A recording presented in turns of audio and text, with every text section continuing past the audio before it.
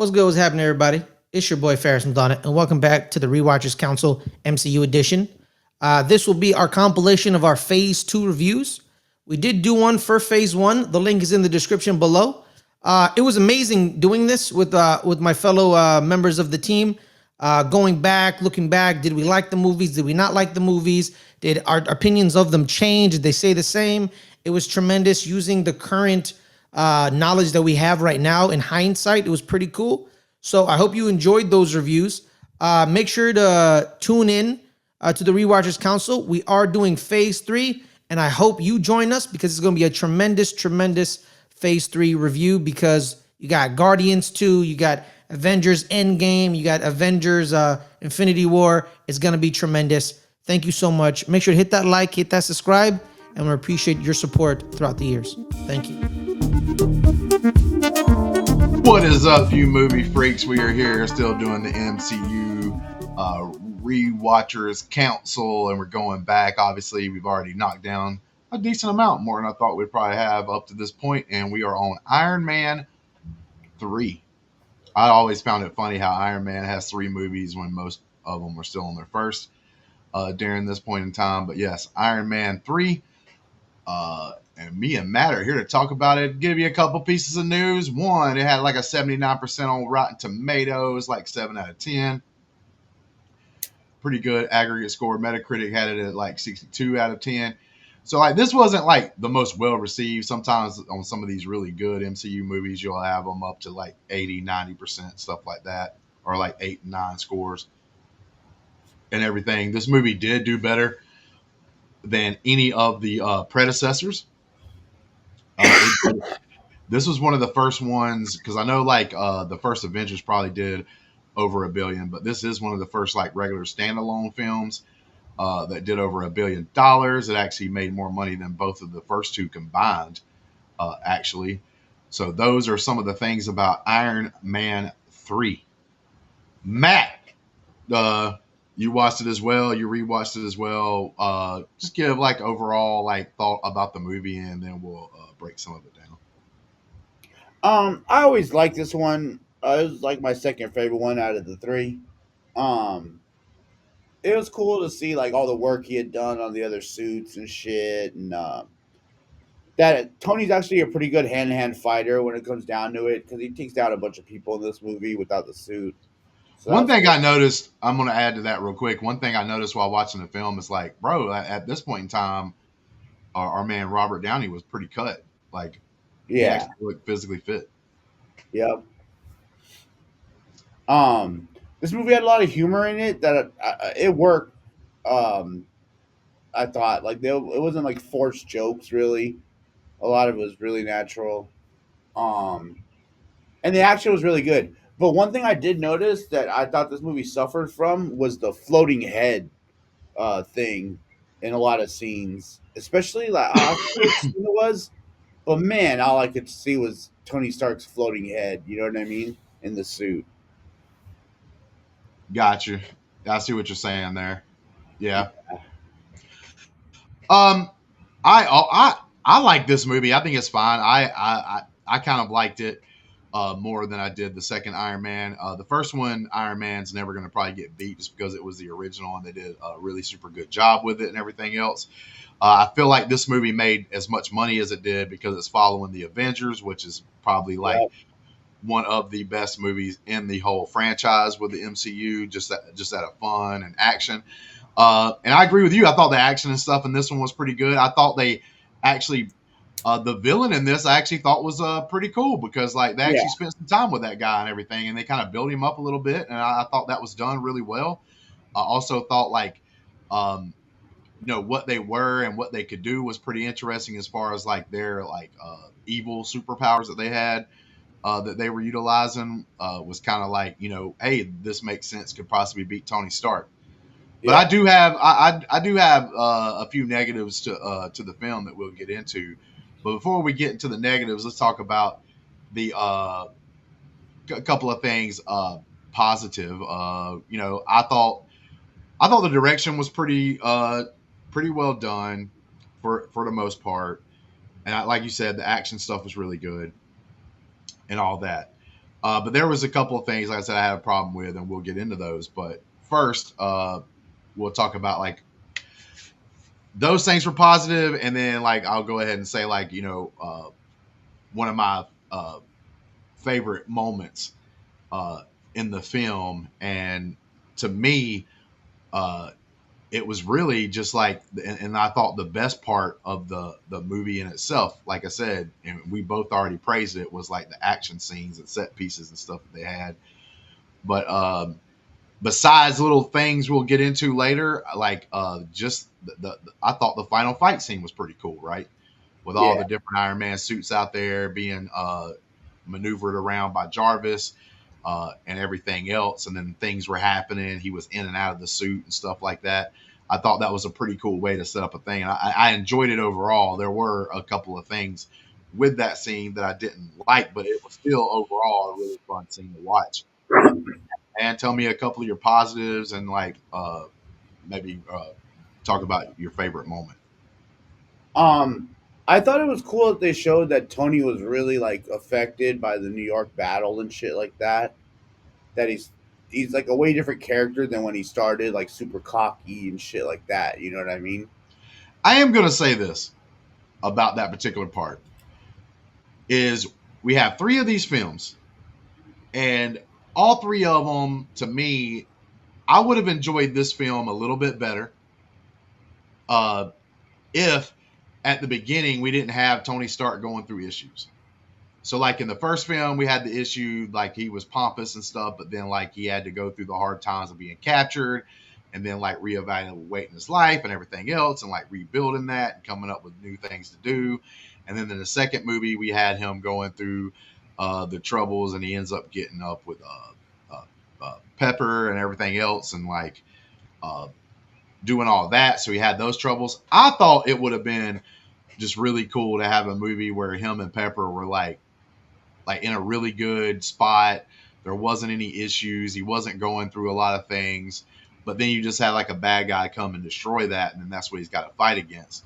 Instead of him, not again. He's got to go through some stuff. He's having like basically PTSD from the New York thing and all that. And I get it to a certain point. That's why I don't like hate it. But it would have been nice to me if one of these three films would have had him like in a very positive like mode and nothing really going on. But then a bad guy comes and like messes it up, and then he has to like, obviously take care of this bad guy, this force. Yeah, yeah, but I mean, I think they just do it for added drama and shit like that. You know? No, yeah, it's the same. And I think this is what some of the problems with the MCU as we keep going forward is like they get stuck into these, oh, this worked really well. We give them something they have to overcome, and then the bad guy shows up, and then, and the sad part about it is most of the time, the things they have to overcome is actually overshadows the bad guy. I necessarily don't think that happens in this film. Like I said, I thought the bad guy was more fleshed out in this movie and everything else. So, so with that part of it, you know what I'm saying? Yeah. But yeah, go ahead. No, I like that they had him go there with it. Um, I also liked. Let me see. I like that the Mandarin was like a fake trick out. You know, he was just a puppet for the Yeah, real bad guy. some people don't like that, but I mean, technically, the Mandal, like, so I heard people criticize this film. This is one of the first ones I didn't see in the theaters. I watched it a little bit later, but I heard people criticize that part of it, like, oh, there wasn't no Mandarin or whatever, but there was really. Yeah. But there was also a fake one. Hmm. I mean, you had the Mandarin. He even says it. I've been him the whole time, kind of situation. Yeah. Yeah, and then they had the real guy show up in Shang-Chi, you know, his dad. I got you. So, and like I said, some of this stuff I wasn't very comic book accurate in, as far as like I didn't know every story of behind all the characters and stuff like that, because they were picking some of the ones that wasn't top notch, and plus I was like more of a Spider-Man, Venom in that era part of the world, knew more about those things than some of these characters. Like Iron Man, I knew what Iron Man could do. I knew what he was. I read some of his comics, but I didn't like deep dive into it, so I didn't know all these different some of the bad guys and stuff they try to throw at you. But yeah, like what was your favorite like part of the actual movie. Yeah, like I said, I really like the part where he took down all those dudes at that Florida mansion or whatever without the suit. I thought that was cool because he was able to do a lot without it. And then you find out, yeah, that the Mandarin was fake. You know what I mean? I like that part a lot. And then also the ending when you see all the suits and different shit going down. You know what I mean?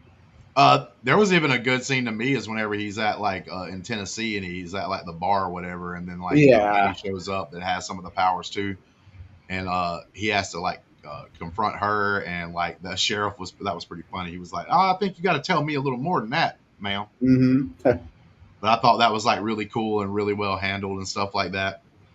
Yeah, but you know what? With that scene, I'm so tired of that trope where people put something in the microwave and it blows up like at the perfect time. Like, how do you know when that's just gonna blow up? You know what I mean? If you put something in the microwave, who fucking knows? I agree with you. I'm going to push back a little bit on that just because of it is Tony Stark.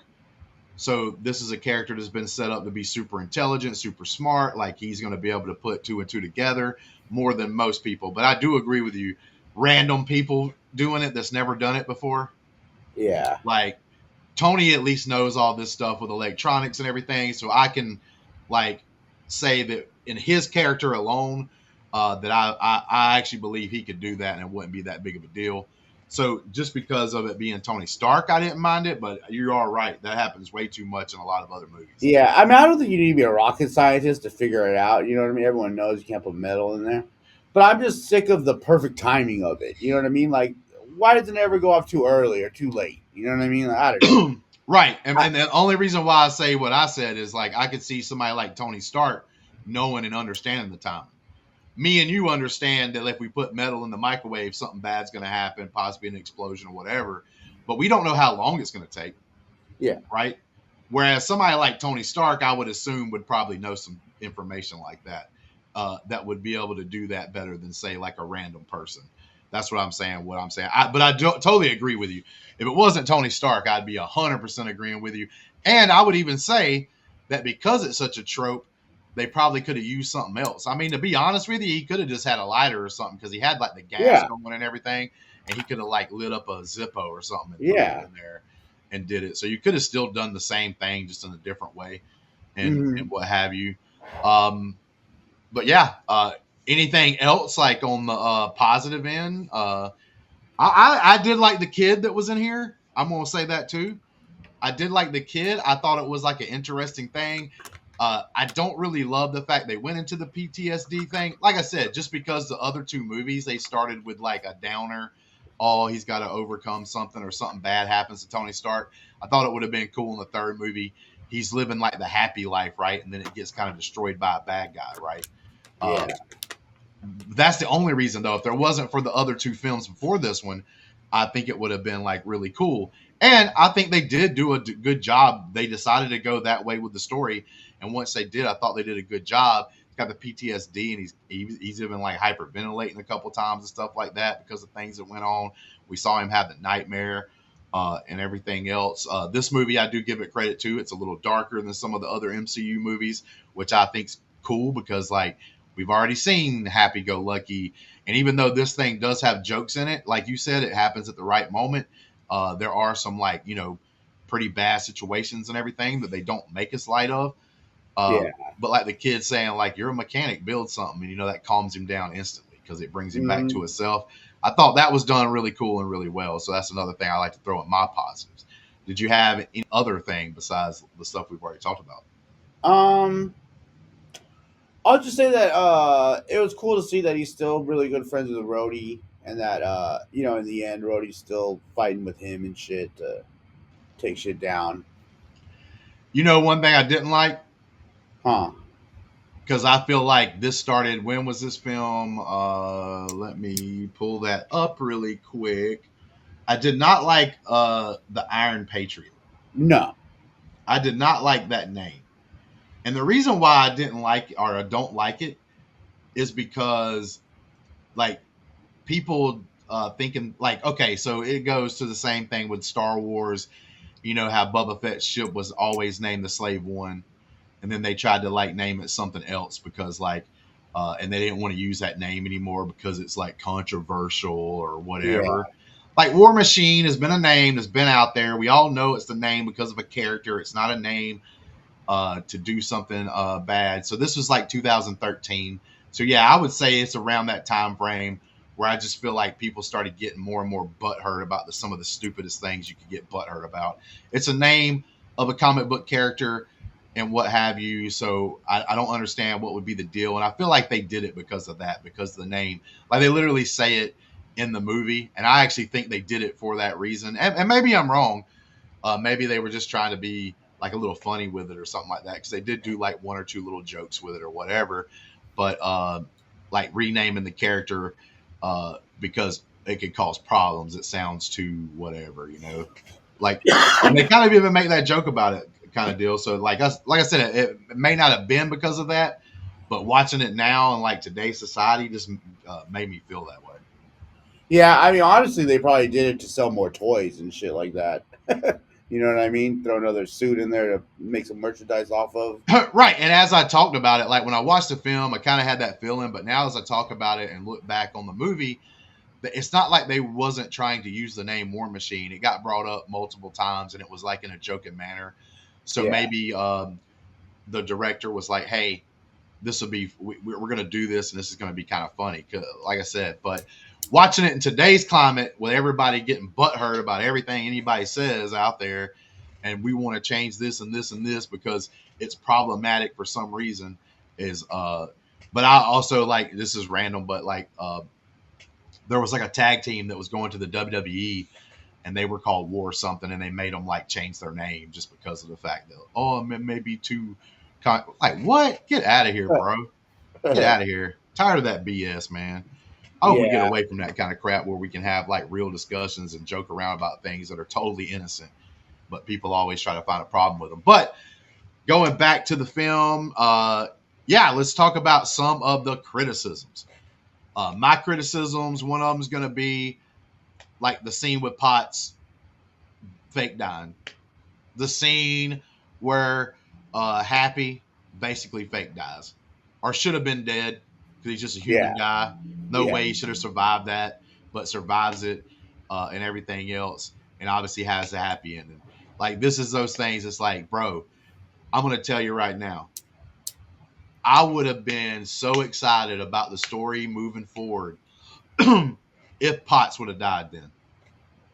I would have wanted to see what Iron Man does like in the next film, even if he doesn't have his own like separate standalone film after this. Like, we know we haven't gotten an Iron Man 4, but he wasn't going to be a decently big part in like these other films to be able to like showcase like, oh yeah, this is some bad crap. You know what I'm saying? Like, it would have been interesting to see that story play out, but it's not even, it wasn't even because like I have watched all these other films afterwards and stuff and know Pepper Potts survived, but I just knew in that scene that she wasn't dead.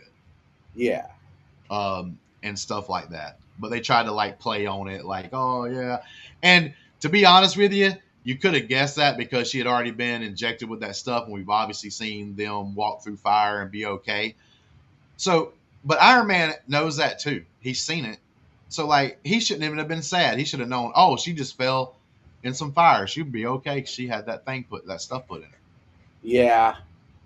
I mean, yeah, they try to like push their relationship super heavy in this movie. He even says like, I do everything for you and all this shit. It's like, I don't believe any of that shit. You know what I mean? I'm fine with that if you do a real death at the end, because that brings that like, oh man, you're excited, you're watching all this action and everything else, and you forget there's danger involved a little bit because you're just having fun seeing all the flying Iron Man going all over the place and everything else. But then there's this real serious moment. He's trying to save her. He can't get to her. She falls to her death. And then he uses that revenge to like take out the bad guy who seems to almost be overpowered, that can do all these things and probably even take him out. It's like, that would have been a great story. And further on, you would have been like, how does Iron Man deal with the loss of like someone that like helped him change his life and all this kind of thing. I just thought that would have been like a very powerful moment that you could have had in the movie. And then to me, it was just like the whole thing was like, I'm just laughing.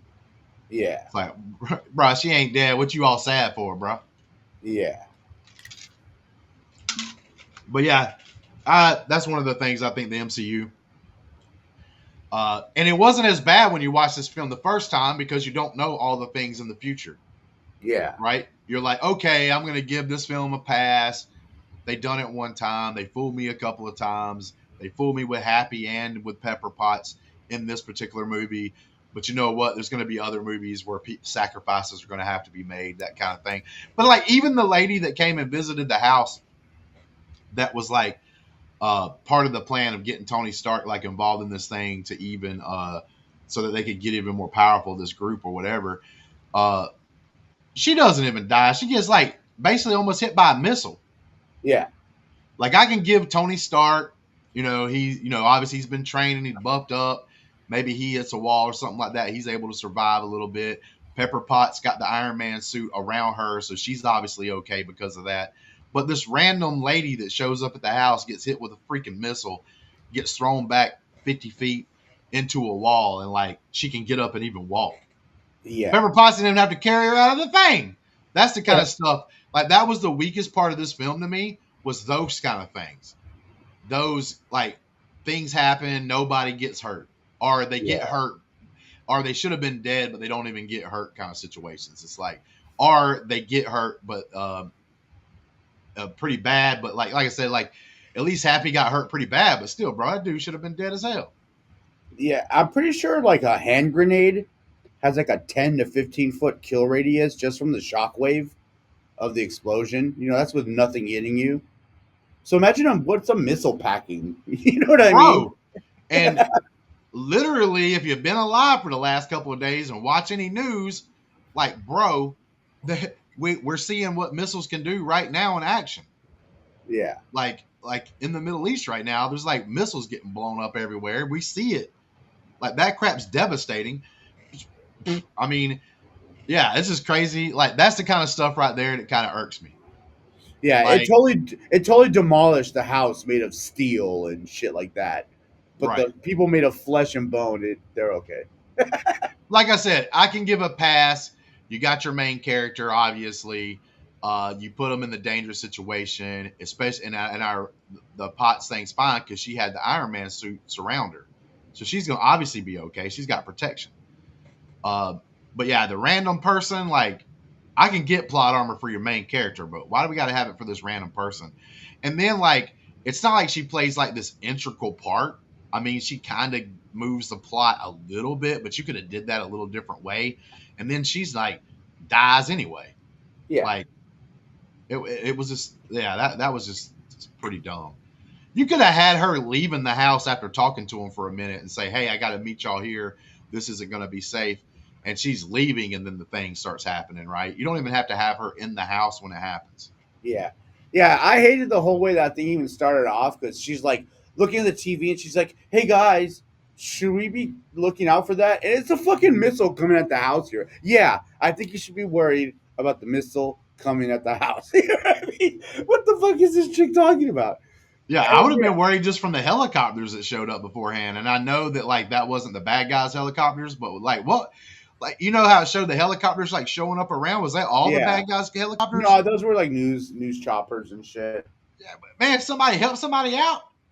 They just they're up there. filming it. They're filming it. Yeah, they're filming it, man, so that we can get it documented. Bro, get the hell out of here, bro. I hate that crap on like TikTok videos of somebody getting their perk snatched and you're just sitting over there like a dumbass.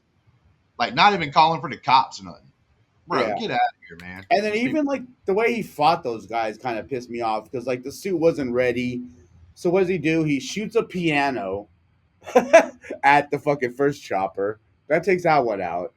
The second one, he takes out the missile out of his arm and not just like hits it, he shoots the fucking thing before, and that makes that explode, which makes the helicopter explode. You know what I mean? Like right. And the problem work. Right. I do have another issue. Is like they do the same trick later in the movie. If you remember, Pepper Potts wakes up from being dead and she's like beating the bad guy up almost worse than Iron Man was there for a second. It's like knocks him with a pole and he flies out of the screen for like 30 minutes. But when he comes back, she like kicks that big shell up towards him and then like she does the same thing, Yeah. like kind of deal. She like shoots it. Yeah, she shoots it. The big bullet after it gets up to him or whatever to cause an explosion. Yeah.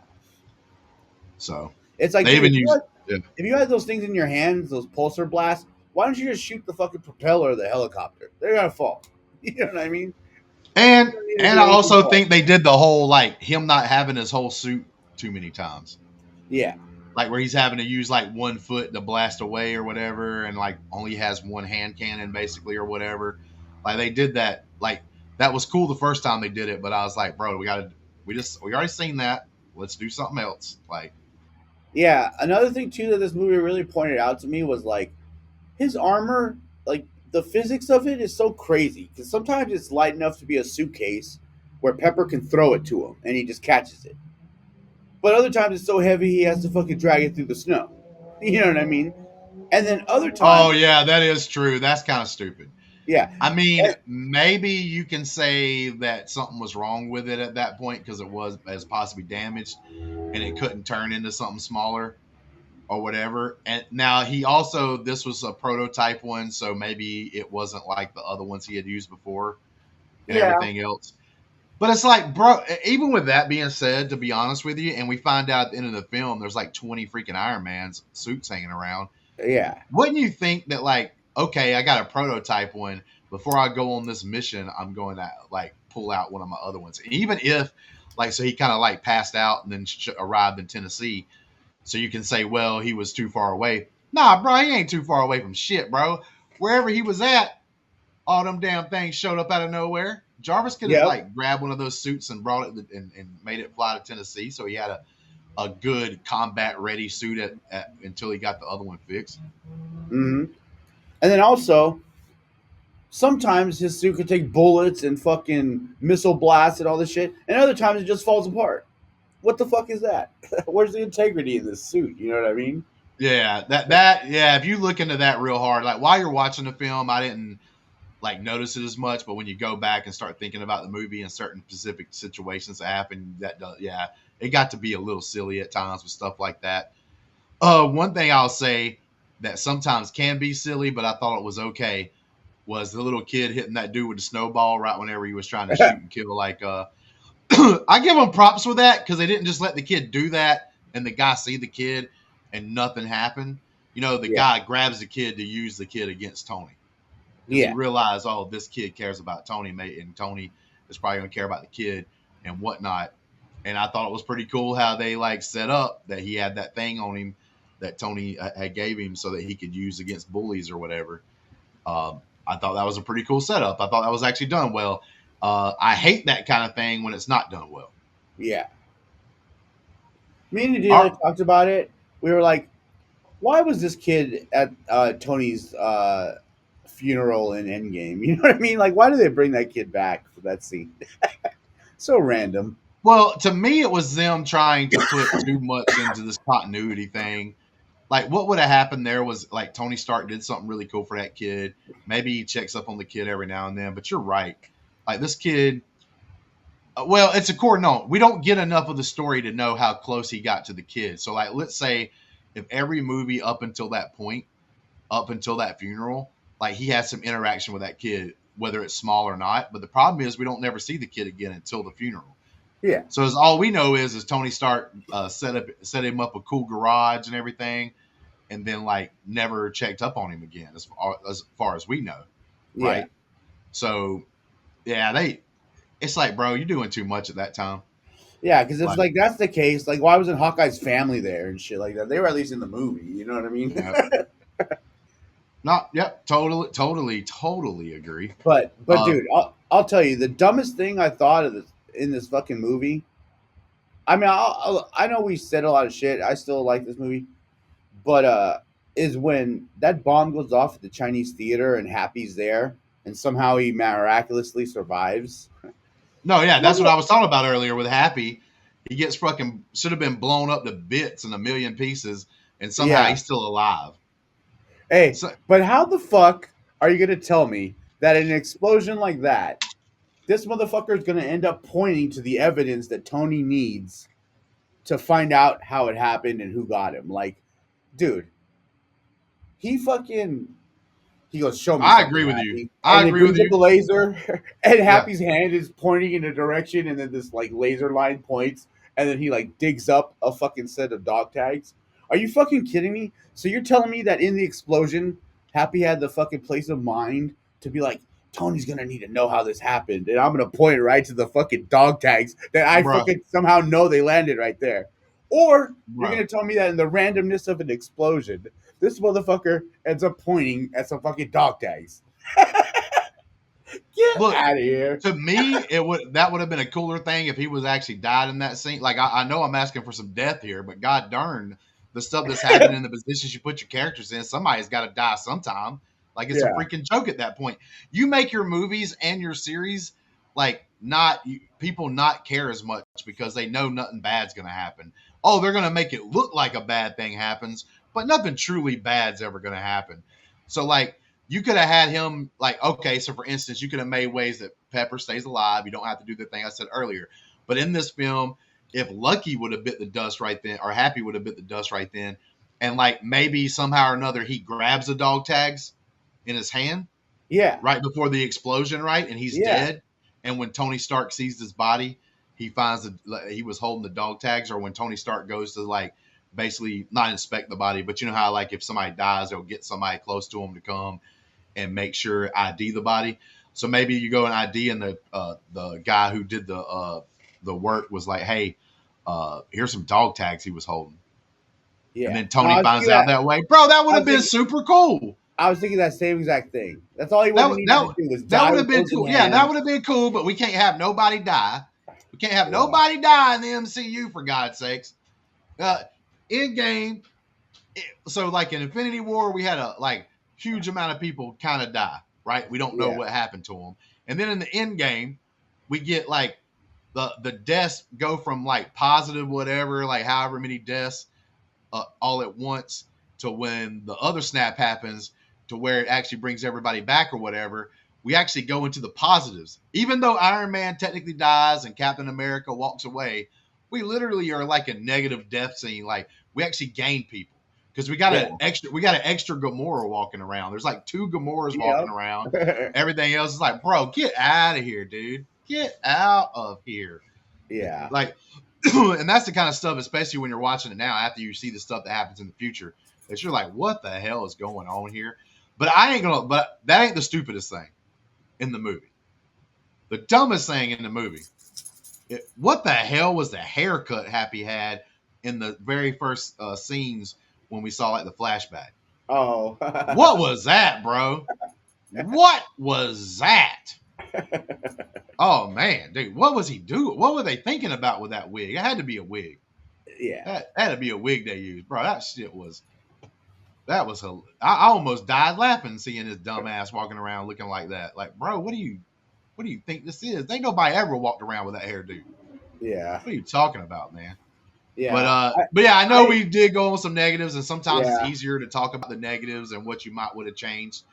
But overall, that's why I like this. We started with the positives for a reason, because we overall are positive, I think, about this movie. Any last thoughts, and then give your score for the letterbox thing that we're doing? I'll just say one last thing, because I even mentioned it to Adelia, was like, how the fuck did Tony's suit know to like go around Pepper or the bad guy at the end just because he waved his hand? You know what I mean? Like he had to have those implants in his wrist, and that's how the suit knew where he was.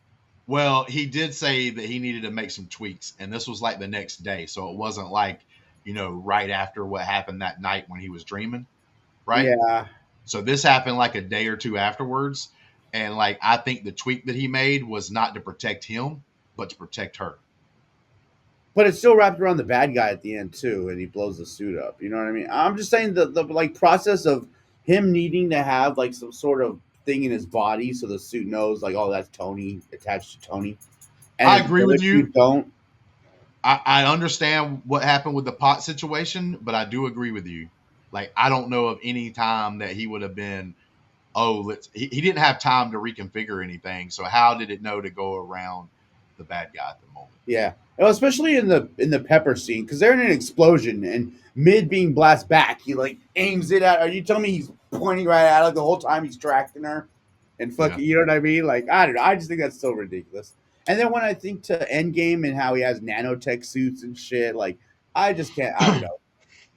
It starts Yeah, to get like that's the insane. problem with a lot of these things is like it starts to get ungrounded. Like I love the first couple of John Wick movies because they were at least a little grounded, even though there were a couple of things that's like kind of unbelievable, but there was only like a few in each movie.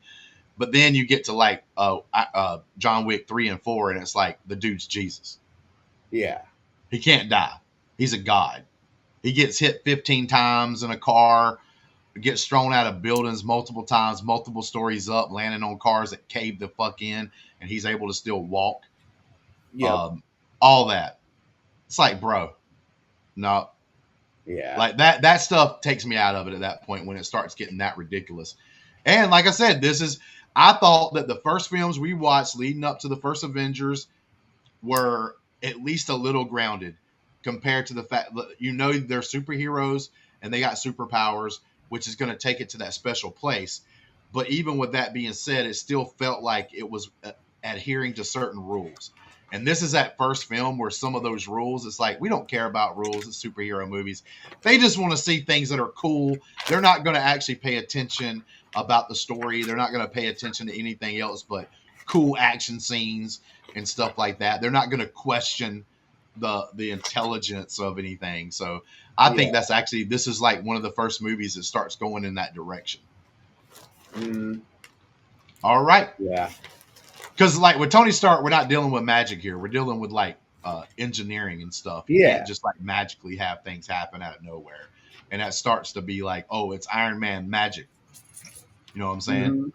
Magic Iron Man. He'll do a striptease for you coming soon. But anyway, give out that score out of 5. So because we're doing the letterbox thing right now. I'm gonna give this one a 3.5 out of 5. I like this movie. It's pretty good. It's fun. Yeah. But there is a lot of like plot armor and shit in it. So just to let people know, a 2.5 is dead in the middle. We don't really like it or love it or whatever. We're kind of in, we don't know where we're going with it. 3.5 means you still enjoyed the movie. You still like the movie. It's not a perfect film by no means, and nobody's going to ever say that. But you know what? This is one of the reasons why I like talking about the movies afterwards. Sometimes I'll raise that number up, and sometimes I'll lower that number down on my first instinct. First instinct was 3.5 like you, but I'm going to go down to a 3. I do think there's enough in this film, enough problems in the film once you look back at it and stuff like that. I still think the film was fun. I didn't hate like rewatching it or anything. It wasn't a trudge. I thought that the characters and stuff were done pretty well for the most part. It was just those things like you're talking about, the things with the suit that didn't make sense, and then all the fake deaths we start getting, and it gets worse and worse and worse as we go through the MCU. But with that being said, guys, we enjoyed it. We enjoyed talking to you guys. Hope you stayed till the end. Hello, everyone, and welcome back to the Let's Get Ready Network. I'm Adelia. I'm here with my buddy Matt. This is the Rewatchers Council, our MCU edition here on the Post Credits channel.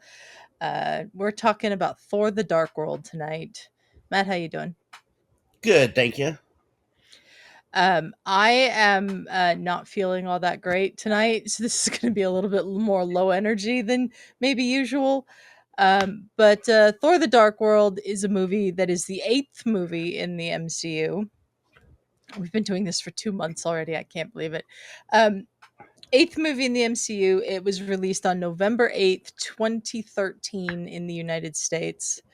And was very successful, actually, for Marvel. It grossed over $644 million worldwide. Was the 10th highest grossing film of 2013. It's not the best film, though. It's not horrible by any stretch of the imagination. I think there's some really good stuff in there, but it also is full of a lot of nothing, really. What do you think, Matt? Yeah, this movie's like I remember not liking it in the beginning just because I was like, it's so whatever, blah. But when I was watching today, I was like, this is a like satisfying movie. It's cool. Like, there's nothing like too bad about it.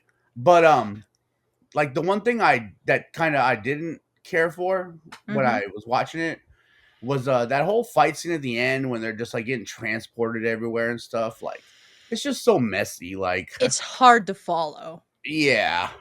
Yeah. Yeah, and then I was laughing because there's one scene where Jane and Selvig are running around, and she's like, "I can't get a signal," and I'm like, "Dude, if you're trying to get a signal, running around is probably like the worst thing to do." It's like, Yeah, yeah. So let's start with that scene then. Um, I didn't remember quite how messy that was.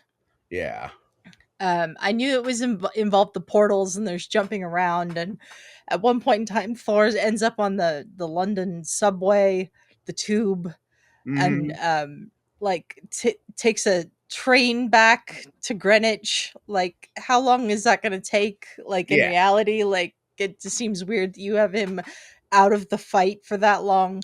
Like, Especially when he has the ability to fly himself if he still throws the hammer. yeah, Like, exactly. nah. Like, it's very strange.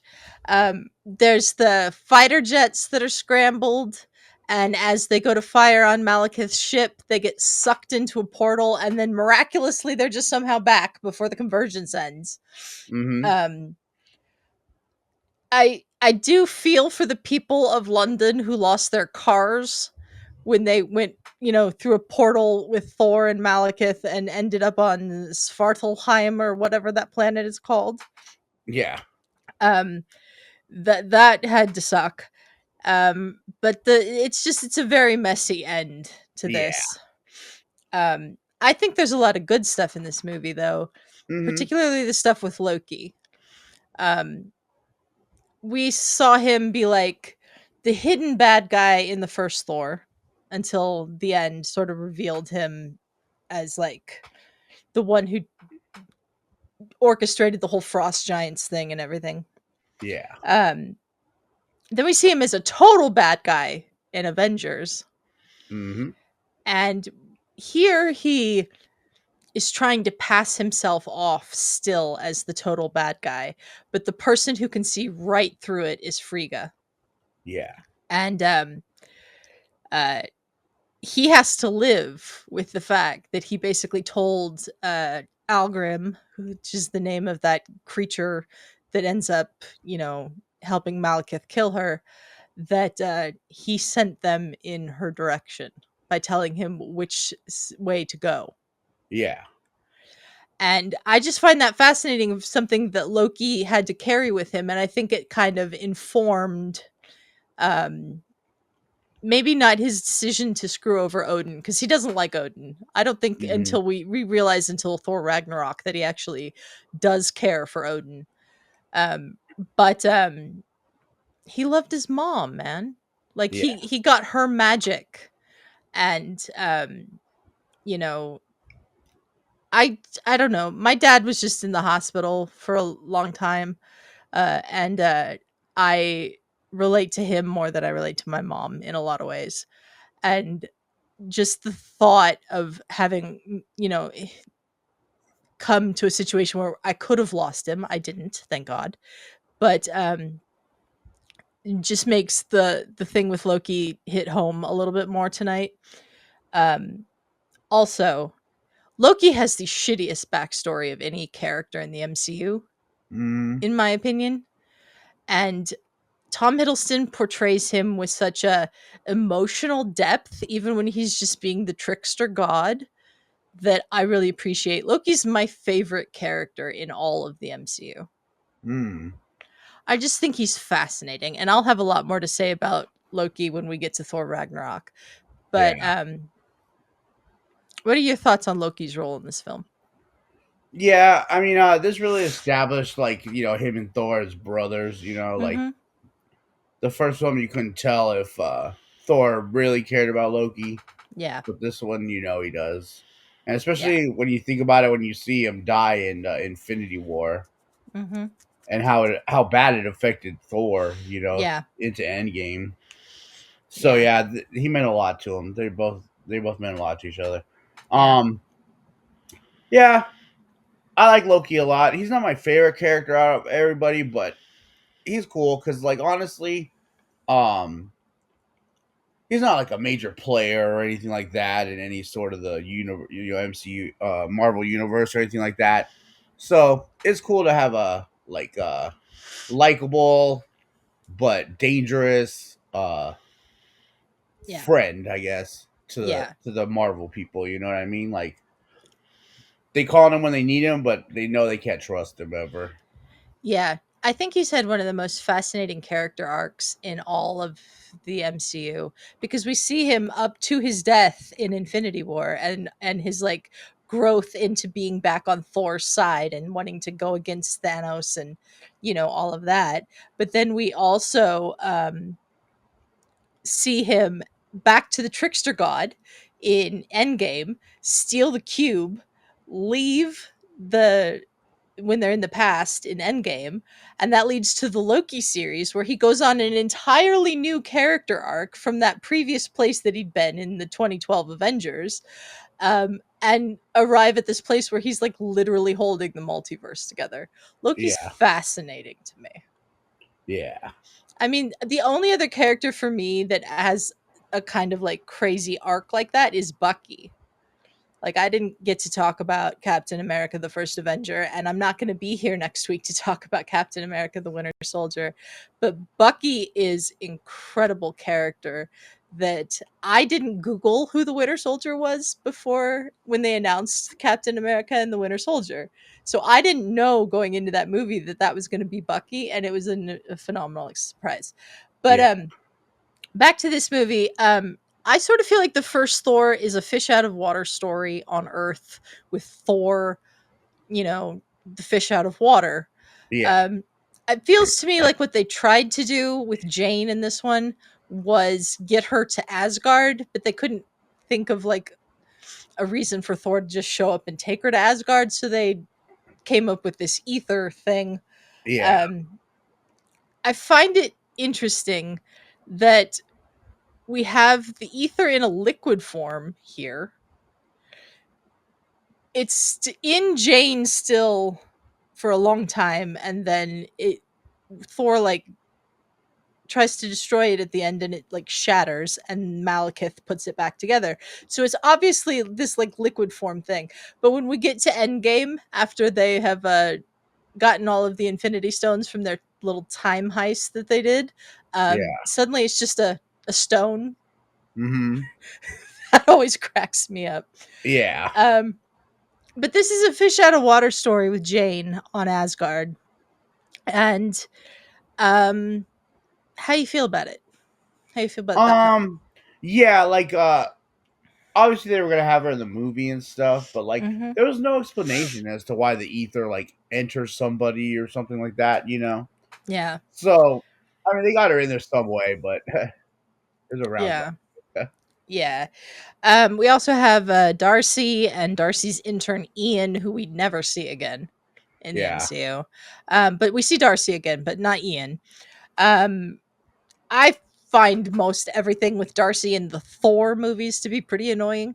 I like her a lot in WandaVision, but and it's I don't blame this on Kat Dennings or anything, because she's just following the direction of the directors who directed these movies.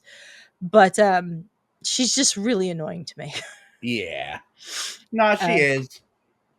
I mean, yeah, I don't know how she's sort of like, I don't know why Jane uses her to like do stuff. It's like she's not technical at all. She doesn't care about it at all. yeah, and um, she obviously knows something about science though, because by the yeah, time we get to WandaVision, she's like called in to help figure out why this thing's happening with Wanda and Vision. So yeah, working for Sword, I guess. Um, and we also have the Eric Selvig thing. I think that I don't know how to feel about the Loki was in my head, so now I'm just crazy plot. yeah, Like, running around naked at Stonehenge seems a little too much for me in that regard. yeah, Because like, why does he have to be naked? Like, yeah, is that what gets him arrested? Like, I don't know. That part's weird to me. I do think it's funny that they pretend that Ian is his son to get him out of the psychiatric hospital yeah, or wherever he is. And then we have that scene with the birds where the birds disappear through the convergence and then reappear around all of them. And he just is like throws out all his meds. He's cured. yep, It's good to know that the world is crazier than you are. Yeah. Um, I like Selvig. I think he's an interesting character. I'm glad we see him again in Age of Ultron. I don't think we've seen him since Age of Ultron. Um, but yeah, just not sure why they made some of the choices with Selvig that they did here. I get that, like, if you were possessed, you wouldn't be yourself, but why does that have to go to full on crazy? Yeah. Um, let's see what else is there in this. Malekith. Let's talk about Malekith. Hmm. He is probably, in my opinion, the weakest Marvel villain. Yeah. He's so one note. He's very one note. He has one thought. He just wants to turn the world back to darkness Yeah. and uh, destroy the Asgardians in the process. And yeah, that's Malekith. I hate that they wasted such a great actor like Christopher Eccleston on this character. I hate that they wasted an entire movie with this character as the villain. Um, Nothing about him is compelling or scary. His look's a little scary. The other dark elves with the masks, with the blank eyes, are scarier looking to me, creepier looking to me than Yeah. Malekith is. Algrim, his buddy who turns into the whatever he turns into in the dungeons of Asgard, he's a little more interesting to me just because, like, he turns into that creature somehow, but also just very one note, and he just dies in the fight with Thor and Loki on Svartalfheim. I think I'm saying that right. Yeah. um I don't know. I never saw them as much of a threat.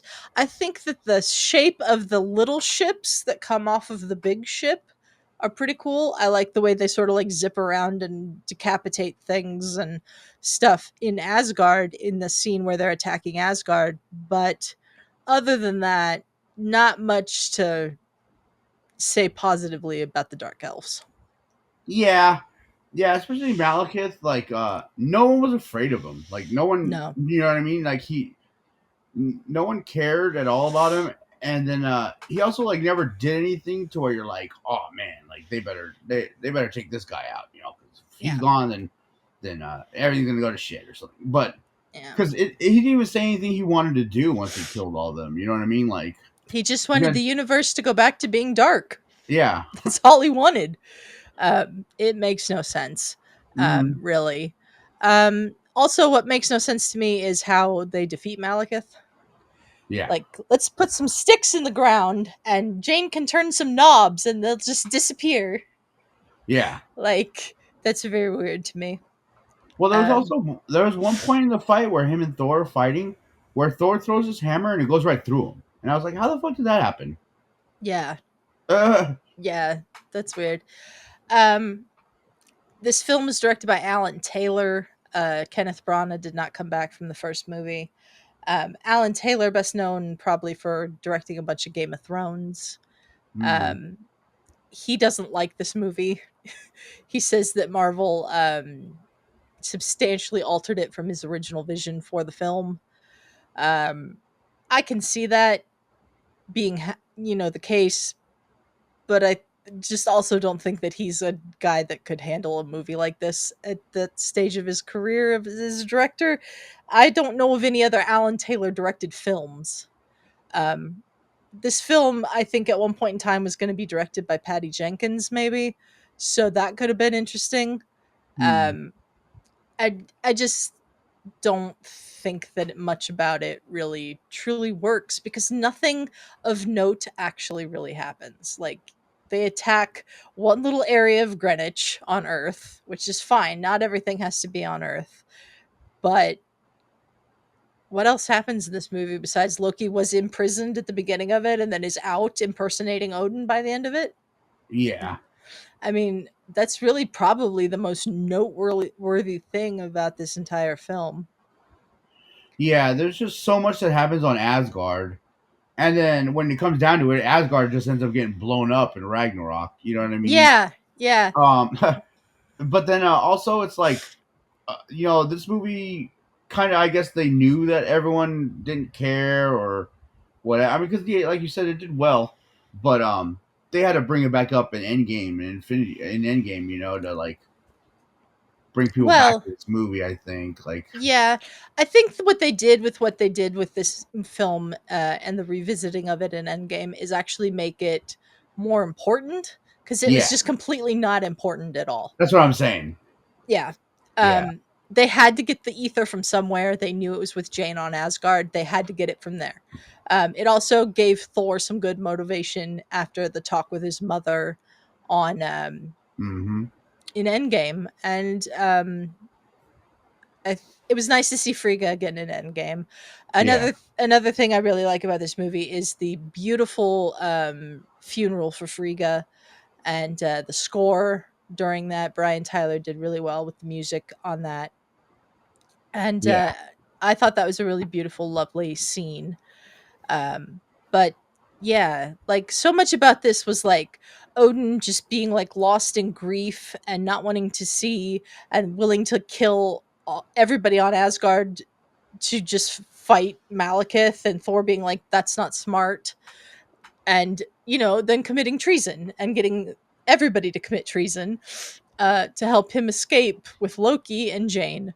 yeah. And that really seems more like something Loki would do than Thor.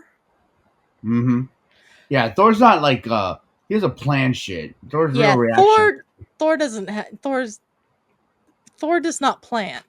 hmm Loki, I think, was the one who always made the plans, and then Thor, not that he can't come up with ideas and things, and he's obviously very good at fighting, but when they have that scene of how this is all going to go down, and he's sitting at the table and with the Warriors 3 and Sif, really the last time we ever get to see the Warriors 3 and Thor together is in that Yeah, scene.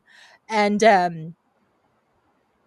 I don't know, I just don't buy it as him as like the mastermind of this plan. yeah. Um but yeah, any other thoughts, Matt? I have one complaint about this movie, and I don't know who to put it on, if it's the movie or Disney Plus. But the volume when people are talking in this movie is just incredibly low. Like Yeah. it was whisper quiet at points where I'm like, dude, like there was the scene when I brought it up to you where they were in the throne room. It was just Thor and Odin, and they're like probably 20 feet away from each other, 15 feet. So you'd be talking a little louder than you would if someone was next to you, and I Mhm. could not hear anything. And I was sitting 2 feet, 3 feet from my computer and had it full blast. Yeah. Um. Uh. And then after we were done, I went back on Disney Plus and I was watching Homeland. And the first scene that pops up is these two dudes standing next to each other. They're talking, and it's like so much louder. I was like, "What's Yeah. going on here?" I do think there's a problem with the audio mix on the Disney Plus version cuz I don't remember it being that quiet on like my DVD copy of this movie.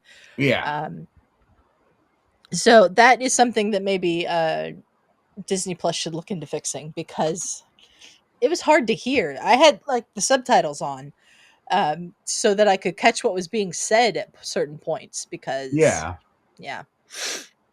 Um but Matt, what's your score for this movie out of 10? I'm gonna give this a 7 out of 10. 7 out of 10. Okay. Yeah, it's pretty mid range to me. Yeah. I'm going to give this a 6. I like the Loki stuff, but like nothing else happens in this movie.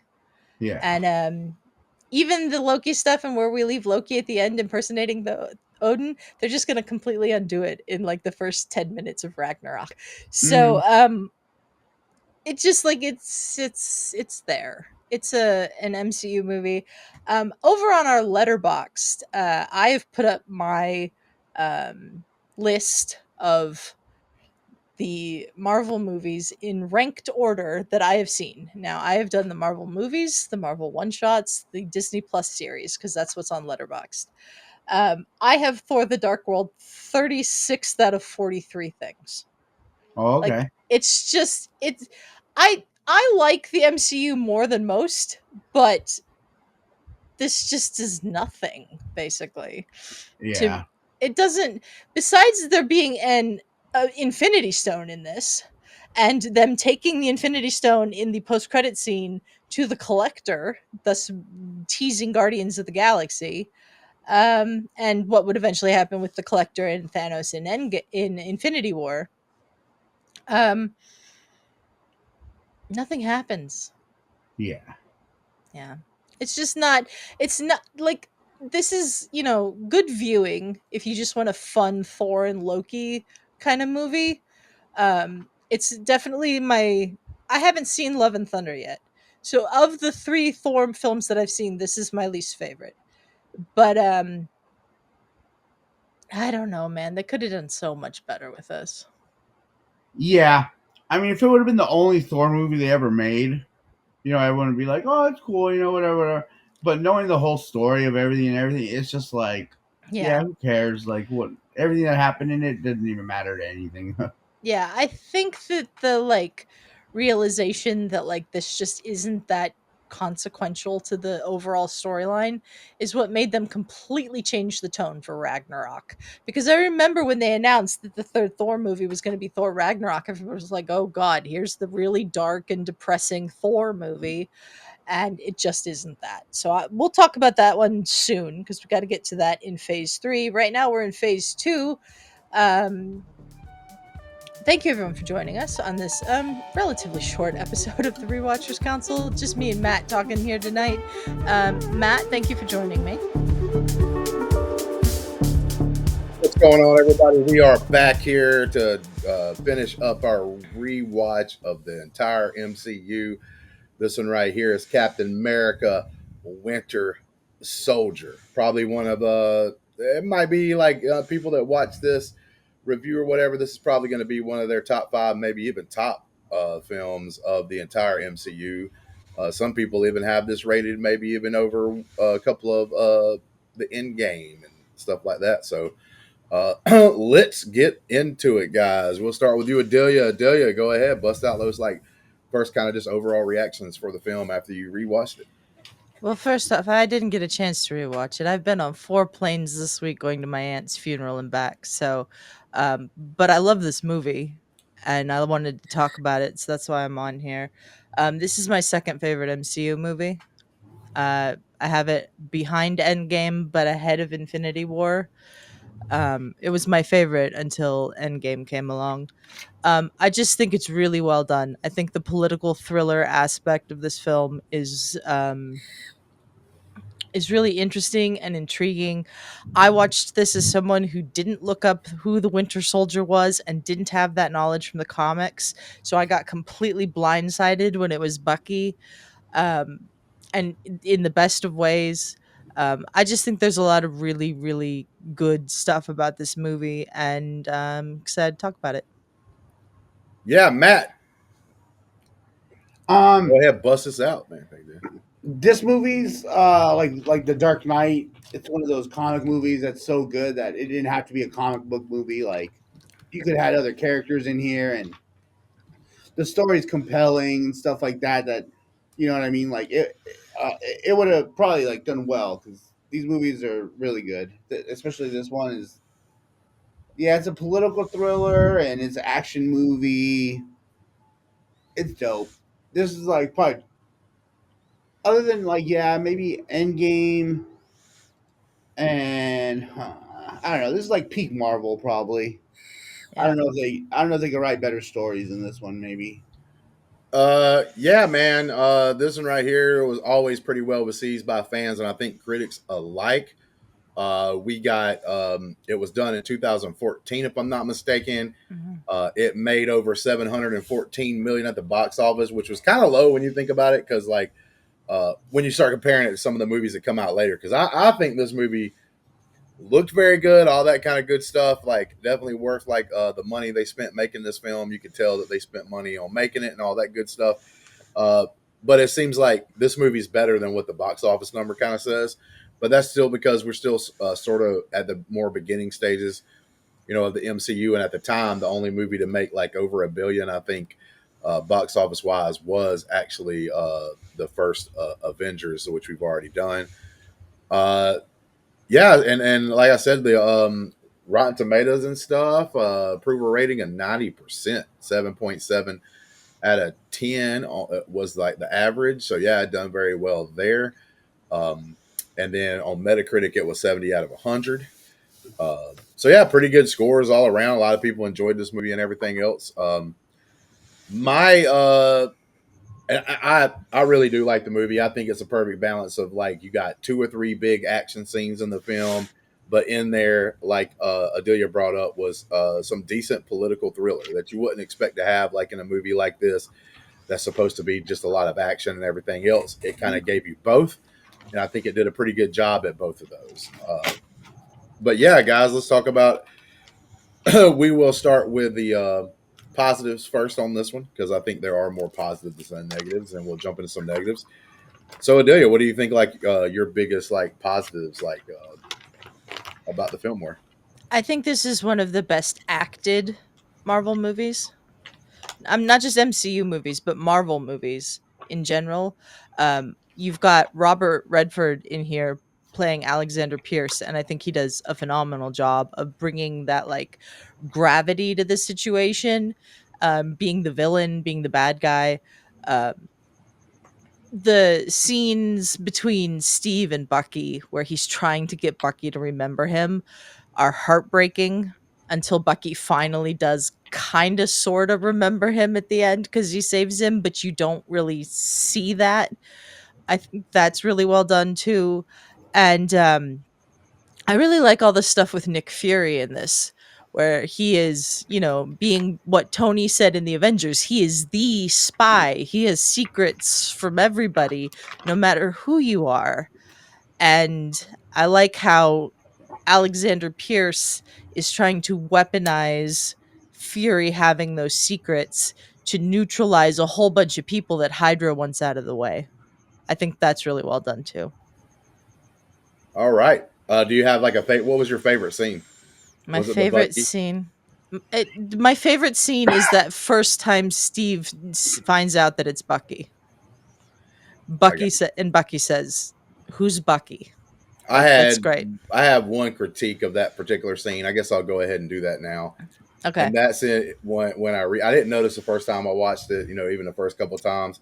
But in this rewatch, I noticed that like Captain America kind of throws him off, like knocks him away from him, and that's at one of those scenes, and that's when his mask thing that he had on comes off, but you still can't see him because he's kind of like facing away, and Captain America's mouth is already agape, like he already Oh, it's knows. like an editing thing. Yeah. Yeah, so like he already knows, and then like you have him slowly turn around to do the face reveal for everyone, and Captain America is literally keeping the same facial expression he had after he knocked him off of him because it was supposed to be the shock thing, but it is Yeah. what it is.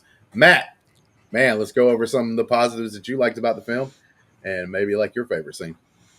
Yeah, this movie with the discovery that Hydra was infiltrated Shield a long, long time ago, it changed like the whole scope of their situation. You know what I mean? Like everyone was on the run after that.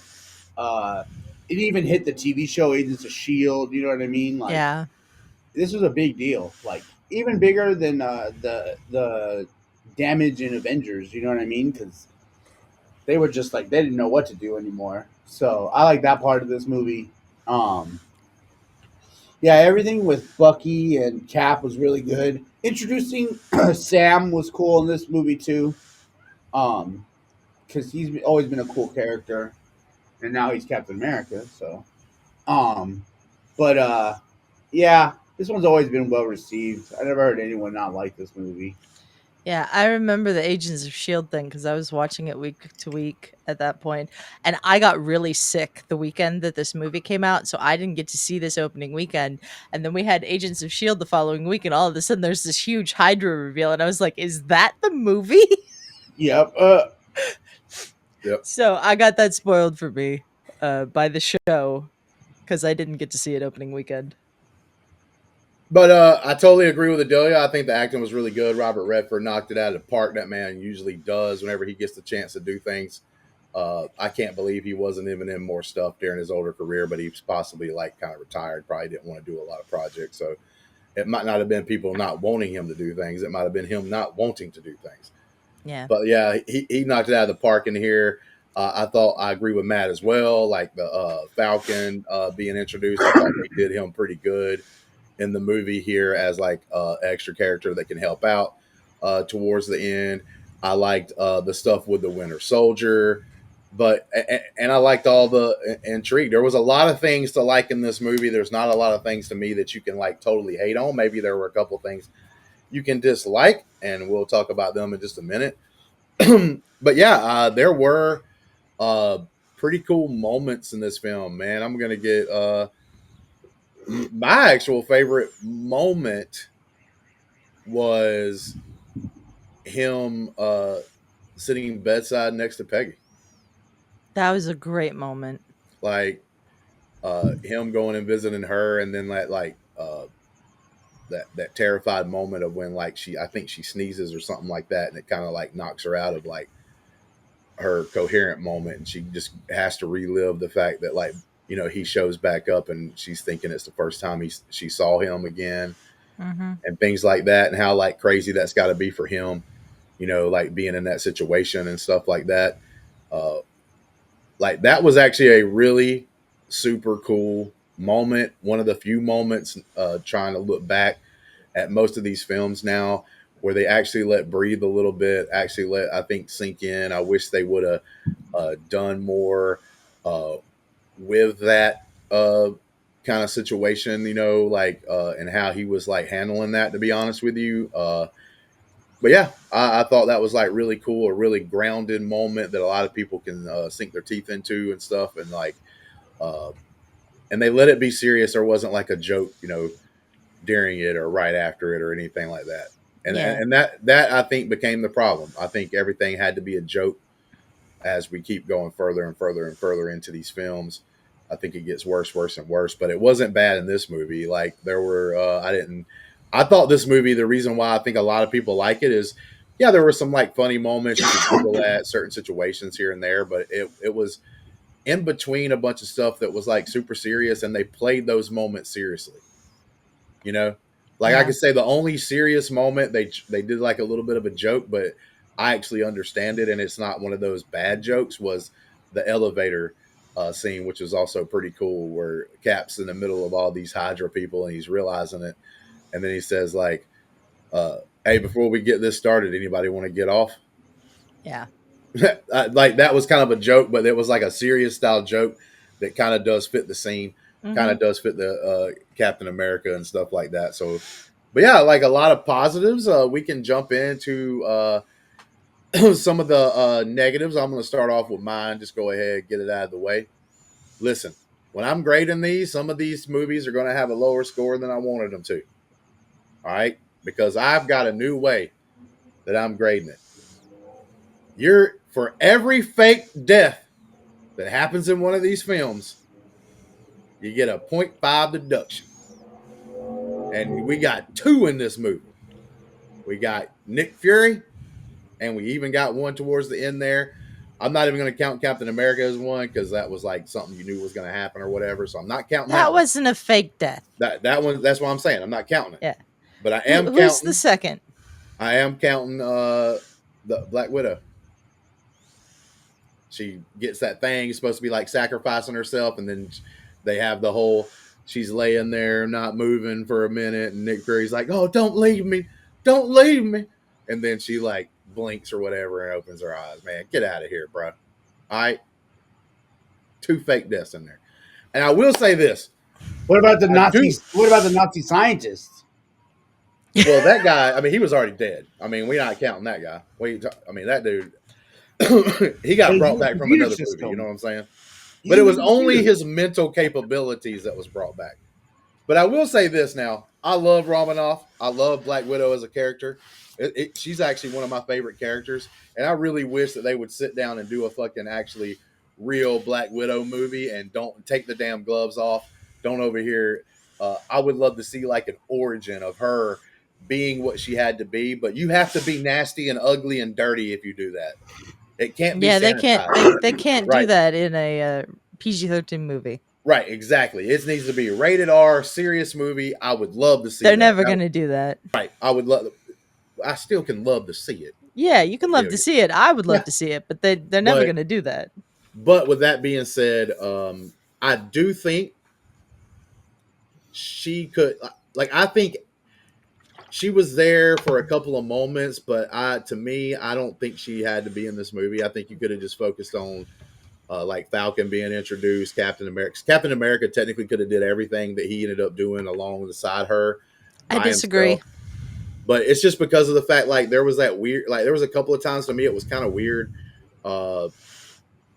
where she almost has like, are they getting into a relationship? Like a couple of moments, and I'm like, well, no, that's not right. Like, and then it kind of, to me, it's like, you know, the whole Peggy thing at the beginning or whatever, like, I didn't need to see him, like, and I don't think it was on like his character and stuff like that. I don't think it was like egregious. I don't think it was like super bad, but but like I said, I love Black Widow. So I thought they could have probably had some other things in there, but I don't really want to say she felt forced either. So it's not like She super didn't. egregious. I'm not like super mad in there. It makes sense that she would be around and stuff like that, but like a lot of the stuff, like I said, I felt, and like I said, Delia, you can like push back on it, but I just felt like a lot of the things like she was involved in, like when they go to that thing, like Captain America could have did that, you know. Go to what thing? There's many things. You have to be specific. The when they like the stuff like when they found the hidden little base or whatever that was the old school base that had the He scientists. couldn't have intelligence in done it. that by himself. Got do you out mean of by the that? situation he was in. Escaped from Shield, or Hydra, Well, he had who's to save hunting her. him down. Yeah, he had to save her there because they threw bombs at the building. Well, I mean, I know that, but I'm just saying, like, he could have. What are you talking about? He couldn't escape there. They could not get out of DC. That town was crawling with Hydra agents looking for Captain America, who had just escaped the Shield headquarters. She got him into disguise, covered for him when he was starting to get nervous, talked to the guy at the Apple store about what they were doing there to use the computer to find the location they were trying to get to. All of that. Like, He couldn't also have done that on his own. done like the kiss thing. I mean, well, technically they could have did the thing a little. That's set up a when little her different. abilities as a spy came out. She knew what to do. He didn't have a clue because he wasn't a spy. I mean, I can kind of see that. Like you said, like she came up with like, oh, you got to the whole like hold my hand, laugh at something I'm saying, and then the whole like kiss thing too when they're going down the escalator. Could be things that like that's the reason that helps him, you know, get out of the situation and stuff like that. Like I said, I wasn't that pissed. I ain't like overly mad. I'm more mad. No, about the fact I'm that not Sam saying was that you're mad about it or anything. I just think Natasha is the perfect character. As out of all of the Avengers, she's the perfect one to have as like his cohort in this movie and this mission that it ends up being. They get Sam's help. She knows how to get the wings and everything for Sam. Like, they couldn't have done this movie without Natasha. What? Because like one character to me that never really got a lot of play, like in the actual things. What if Natasha technically was, if they would have used, and she's in this movie, and I can't remember her name to save my life, but the lady who has been in pretty much all the movies with the brown hair, the longer brown hair. Kobe Smulders, who plays Maria Hill. Yeah, maybe that's who I'm talking about. But anyway, like could have used her in that position and gave her like some screen time. I don't know that Hill's a spy though. She's Fury's right-hand woman. She could have definitely did all the technical stuff to be able to find out what they needed to find out, like a couple of the things that Black Widow did. You Yeah, might be maybe right about some the of those, spy but thing. I don't know if she could have done the spy stuff. I mean, she is kind of supposed to be like a badass character, but Yeah, Maria Hill is a badass character. I'm still mad about how she died. In But my opinion, she needed to be there because she's willing to do the things that Captain America won't. exactly. Like when they were on the boat and she took those plans or whatever for Fury, like Captain America wouldn't have done that. He easily could have put a drive in there and copied it, but it was something that he wouldn't do. You know what I mean? Hmm. So they need someone that will do what he won't and also keep tabs on him. I think she's his handler. You know what I mean? Like there's Yeah. no one else. I mean, there are other people that could probably do that job, but probably not better. I think that Natasha has trust from Fury that a lot of the agents at Shield wouldn't have to take care of things like this, because remember in Iron Man 2, when somebody needs to look after Tony, he sends Natasha. He doesn't send anybody else. You know what? I mean, I think that even makes sense for like story purposes and stuff, just because of the fact that I think people let their guard down around her because she isn't like some superhero. You know, I mean, they know that she can do some things, but I do think they put their guard down because she's just like she's a civilian that can do more badass things than most civilians, kind of situation where Hmm. she's like, you know, she's just a woman, right? She's not like some super, you know, hero with some kind of innate special ability. She's just somebody who's like, you know, a badass in her own way that can like sneak around, do some shit. Yeah. Yeah, I mean, I totally agree. All right. But yeah, my biggest negatives, to be honest with you, was like I touched on that one thing that I happened to notice, but it wasn't a big thing. Where it was like Captain America was like, boom, knocked the home dude away, and he was like, and then Yeah. like you see his That face, and Captain America's still standing there. that's an editing mistake. That's all that is.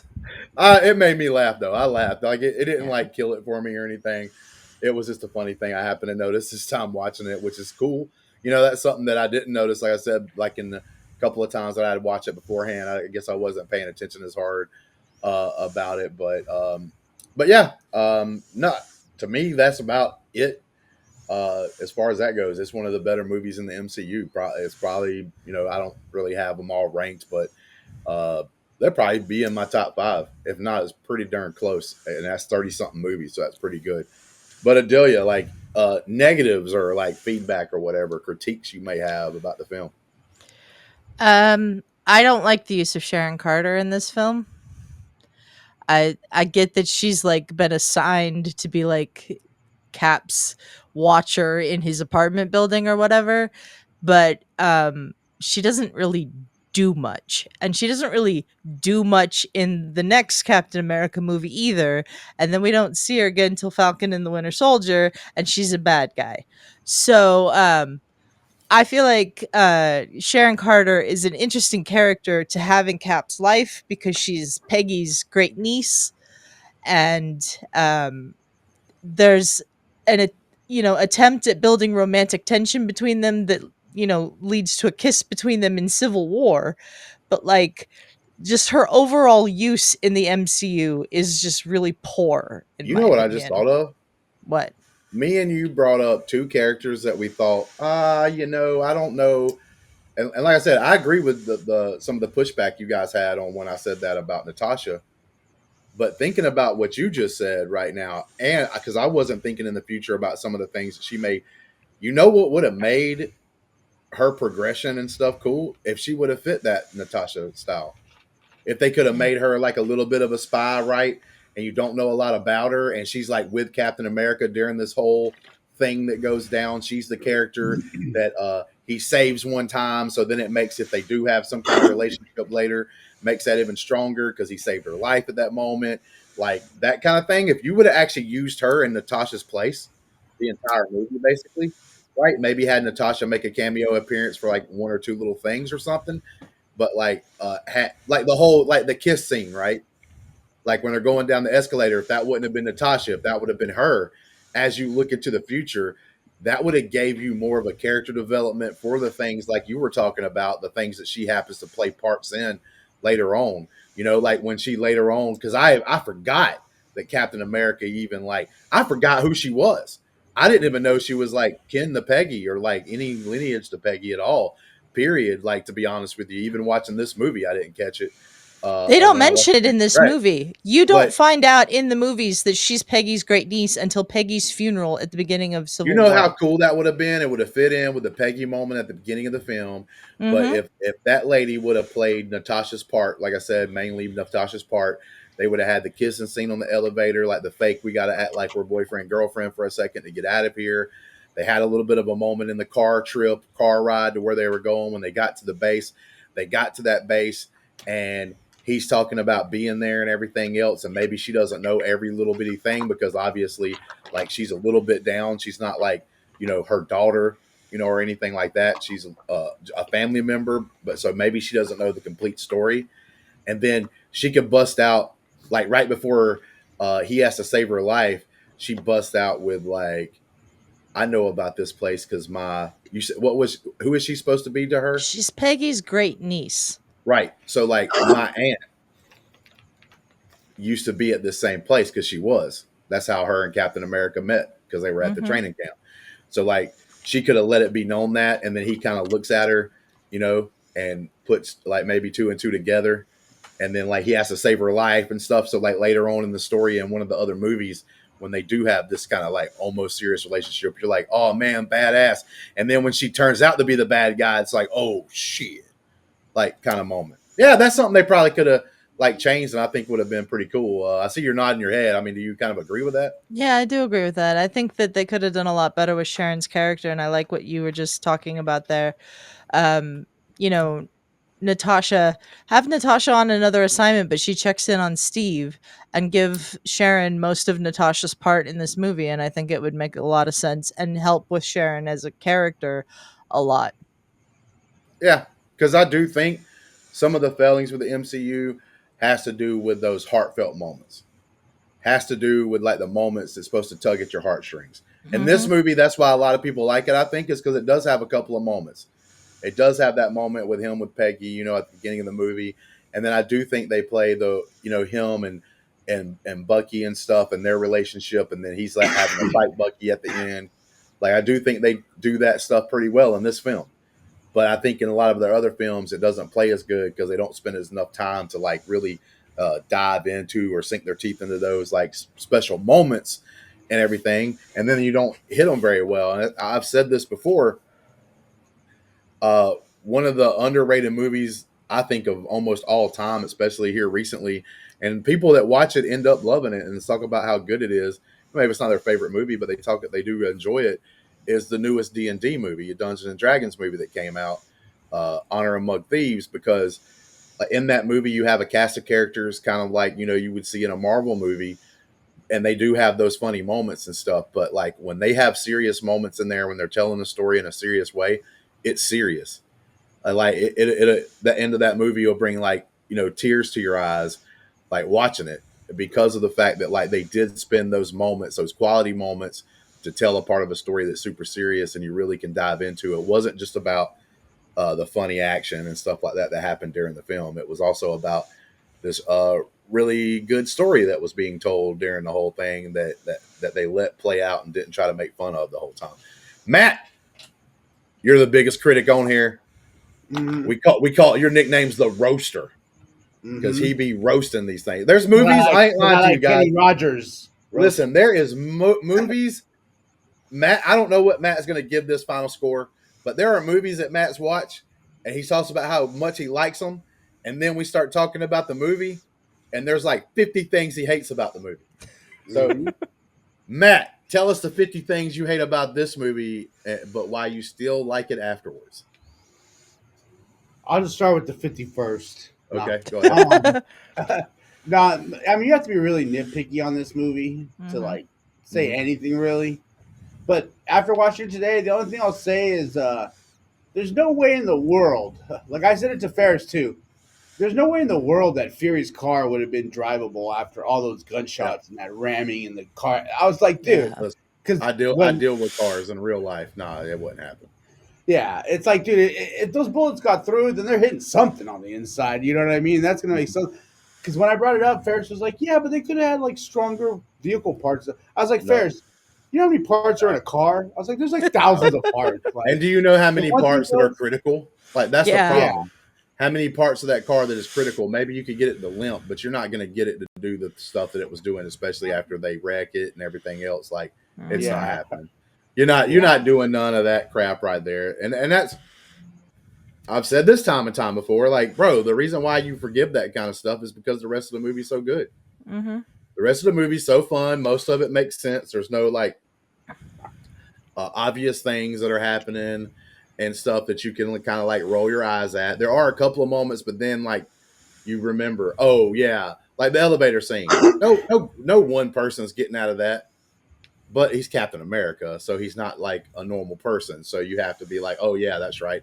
That's why he could kick all those guys' asses and then jump out the damn window and like land and fall and still be able to move around afterwards. You know what I'm saying? Like those kind of things. But you know what I thought was the dumbest part of that scene? Where the dude had the handle come off his suitcase and it made it like a handcuff that kept him magnetized to the wall. I was like, what kind of invention is that? Where could that come in handy? Like that's the dumbest thing I've seen. And she just had cuffs on him or something. Like, Yeah. I can't remember them now because they wasn't super big, but there was a couple of moments I was like, I wonder if Matt's going to remember this. Like I want, because there were a couple of other things I just can't think of them because they wasn't like super big, to where I was also like, bro, that's some bullshit. yeah, Get out of here. Like even in Super World of Marvel, that was some bullshit. That ain't happening, bro.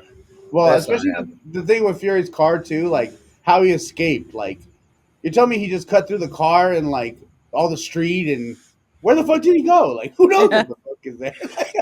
This guy just fucking left. Yeah. Okay.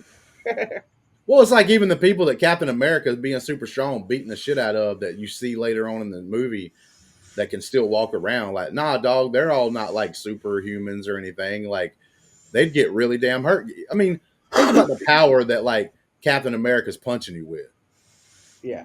Like, you ain't getting up from that unless you taking some super serum or some shit, right? Like, Mm-hmm. him fighting the Winter Soldier is obvious. I thought it was cool, the interaction, because like usually when you have these movies, you'll have like the good guy have to go up against a bad guy that maybe has like his kryptonite, so to say. I thought it was cool that they used Bucky's arm as the kryptonite for the shield. Mm-hmm. Like every time Captain America tried to use like the shield and whatnot, 99% of the time it was either blocked or held by the arm of the Winter Soldier. And I thought that was like really cool how they did that. You can also see, I don't know what year, I almost said The Matrix, but I don't know what year the first John Wick movie came out. But I'm almost saying that John Wick may have came out before this, the first one. I'll tell you in a minute. I think Adelia's doing the same thing I'm doing right now. No, this came out after. Okay. Like how? Let me see. What was the actual date? Winter Soldier came out April 4th. John Wick came out in October of 20. So the same year. Same year. So it's almost like our boys over here at Marvel, to me, and a couple of motions that Winter Soldier does, saw some of the highlights, right? Saw a trailer, saw some John Wickness going on, and they're like, bro, we got to throw a little bit of that in there. Because there's a couple of moments where he's like shooting the guns, blocking the shield, and doing that kind of stuff that felt a little John Wickish there. So I don't know if it was this movie or another one, but Marvel definitely had the directors of John Wick come in to sort of like help direct the action on one of these movies. I doubt don't it know was if this film. I doubt it was this film, although because of their release times, both of these movies could have been done. You know what I'm saying? Like, yeah. And then they could have came in and helped. But it was almost like they saw like some pre-roll. I'm gonna get technical here or whatever of like the John Wick movie, and they were like, "Bro, let's throw a couple of moves in there." Because I like both fights that Captain America and Winter Soldier have in this film. Just to put out there real quick, it's not about Captain America, but I think the best fighting they've ever done in Marvel is in Shang-Chi. That shit, the choreography in that. There was some cool stuff. Oh, it was Civil War that had help from the John Wick directors. Nice. But yeah, overall good. Let's go through and give our like final verdicts and all that good stuff. We'll start off with you, Adelia. I said it at the beginning. We're doing the letterbox. Yeah, doing the letterbox thing. I'm going to update the letterbox this week. I've been a little behind. A lot's been going on. But all of it. People being sick, family stuff, all kinds of things going on. I just want it all to be over now. Hopefully, everyone's out of the hospital. Everything else is taken care of. Hopefully, everything's back to normal around here. But this is a 5 out of 5 for me. My flaws that I find with the movie don't take it down from that. I'm not saying it's perfect just because I'm giving it a 5 out of 5. This was my favorite MCU movie until Endgame. Endgame surpassed it, but not by much. I love this movie a lot. I remember it really, really well because it stuck with me. I haven't seen this movie in a while, and I just did all this from memory. So It may yeah. change for me, but I remember like the first time I watched it, we're going through and doing a rewatch, so maybe something will change. But Civil War, I thought I've always liked a little better than this one, just because I like some of the things that happened in Civil War. But I'm not as high on you on Endgame. I loved Infinity War. Yeah, Infinity War is good. Infinity War is my Right. 3. All right, You can Matt. see. Go Hold ahead, on. go ahead. You can see my full list of all the MCU projects that I've watched on our letterbox. There's a list. It's my rankings. Check it out. Nice, Matt. What you got? Justin, are you sitting down? Yep. Okay. I'm going to give this one a 5 out of 5 also. Just because you have to give some movies a 5 out of 5. Like, you can't, everything can't be deducted. You know what I mean? I'm not going to say this is perfect either, but, like, show me something better. You know what I mean? Like, yeah, this movie's great. 5 out of 5. There's one thing, though, I'm going to say. I wish they would have shown after Fury, like, dug that tunnel, and left. If they would have just had Winter Soldier, like, drop a grenade down there. Just to do it. Like, I don't know. Why not? Blow up the whole street block. Who cares? When you asked me if I was sitting down because of our thing we were talking about in Discord, I thought you was going to tell me something about the chicken coming to town. Oh, my God. Boy, you know what I'm saying? But anyway, look, I'm sticking to my word. Join the Discord. There's a link in the description. This movie was going to get a 4.5, but I'm sticking to my word. I said at the very beginning of this recording, we're getting the negative 0.2, and we're giving a whole point deduction for 2 fake deaths in this film. I don't think the Black Widow thing is a fake death, but whatever. That's a fake ass death, man. She's laying over there, stone cold dead. We got Fury over there about to give her CPR. Didn't she just stun herself? She did that electrocutal thing, and then Fury standing. Now listen, if it would have happened, and then she would have kind of got up and said, "All this hurt," I would not have said it was a fake death. But Fury's over Romanoff, no, get up. Did Fury? Like I said, I haven't watched this movie for this episode. Yeah, again, he's does he? No, I'm not saying he doesn't do that. I'm saying, does he see what happened to her to make her be passed out? Yeah, he sees it. Okay. Because that thing was supposed to possibly kill her, but she does something, I guess, that does it to where she doesn't. Oh, the little pin that thing. thing's on her still, yeah. and she so it was supposed to be a play on she's sacrificing herself so that he'll be vulnerable, so Nick Fury can kill the guy that's the ultimate bad guy in the film. Mm-hmm. So so that's what was playing out. But yeah, it is. We're gonna get. You know what? I just can't believe you're gonna give this movie a 4, Justin. Well, it was going to a 3.5 because I was my high bar was 4.5. It's hard for me to give 3.5 for this movie. Come on. I'll say a 4. I'm going to give it the 4, right? I'm going to give it a 4 because I will sort of agree that the Black Widow, the Natasha thing wasn't as bad as a pure fake death. It wasn't as bad. They didn't linger there too long and everything else. So Fury, I will give you, was a fake death. That was a fake ass death, bro. I'm going to argue with you on some of these fake deaths you seem to think we have. I have a feeling I'm going to have more of them to talk about because I did not listen before we even started this rewatch. I didn't think it got bad until the end of the series, but we've already had fake deaths galore already in the first 5-6 films here. No, we haven't. But okay, bro. Matt lives right there in LA. He's one of the fake deaths. He was in the crowd. Mm-hmm. Yeah, I didn't come back till Endgame. Yeah, he didn't come back till the snap. And the first snap didn't even take him out. He was already taken out. Mm-hmm. That Matt makes the no Extra. sense. That makes absolutely no sense. All right, guys. Thank you guys for watching. But wait, man. Justin, wait. You What? gave it a 4 out of 5, right? Yeah. Well, what's Yeah. the letter score? I gotta know the letter score. Oh yeah, you are right. 4 out of 5. That's an A minus. Yes. A minus. And 80% is an A minus. Okay. Justin's it's ever weird. evolving letter It's grades. weird. Like, see, I would have gave a 4.5, like a straight A, and then a perfect 5 would be the A plus. Right. That's how I'm looking at it with the score being 1 through 5. See, So a I'm giving a 4.5 4, would be a Still an A. 90%, which would be an A minus. No. You would have that 4.5 would be a straight up A, not the A minus, not the A plus, and then the 5 would have been the A plus. So I'm at the lower end of the A score here because I'm giving it a 4. So I'm at an A minus. That So makes we're no talking sense. about like a 92 and a 93, Makes right? And then if I absolutely would have no said a sense. 4.5, we're like a 95, 96 level, and then obviously a 5 would be 100%, 100, knocking it out. I'm the just gonna park. say, Justin, I wish you were my teacher when I was in school. Yeah. Bro, I'm gonna tell you right now, if you could have made me laugh every now and then, I'd have gave you a better grade than you deserved. Like, to be honest with you.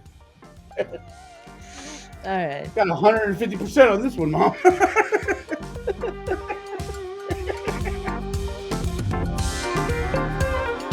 What is good? What is happening, everyone? My name is Ferris and welcome to a great edition of the Rewatchers Council. We are back. We are doing our MCU Rewatcher series. We took a little break, but we are back and better than ever. We are coming back and reviewing Guardians of the Galaxy 1, a surprise hit, some people say, in the phase 1 of the Marvel Cinematic Universe. Thank you guys so much for joining us. Or is it 2? Phase 2? Might be phase 2.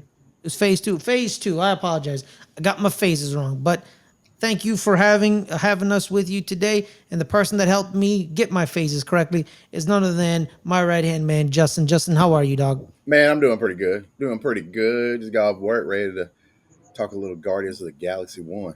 Absolutely. And joining us today is supporter, patron, Discord member, our overall friend, Matt. Matt, how are you, dog?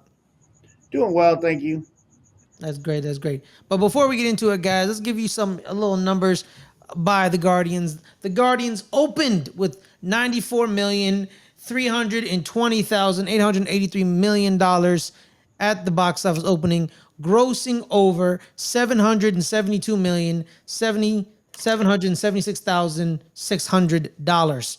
So it made a bunch of money on I believe the budget was, double checking here. I don't know where it is. I believe the budget was 195 million initially, so it made a hefty penny. It was James Gunn's first foray into the MCU, and now he's the leader of the DC studios. But guys, before we get into it, let me ask you, I believe it was it July? No, it wasn't July. It was August 1st, 2014. Where were you, Justin? Shit, man. I don't know. All right. I don't know. I didn't go see this movie. That's opening night. Did you see it in theaters? I did see it in the theaters, but Okay. I didn't go opening night. All right. It was one of those ones I waited a couple of days. Let the rip rap, The word of mouth, if it gets comebacks positive, understandable. Matt, do you remember where you were on August 1st, 2014? I didn't see this movie when it came out in theaters at all. So. Oh yeah, you got it. You got it on TV. Yeah.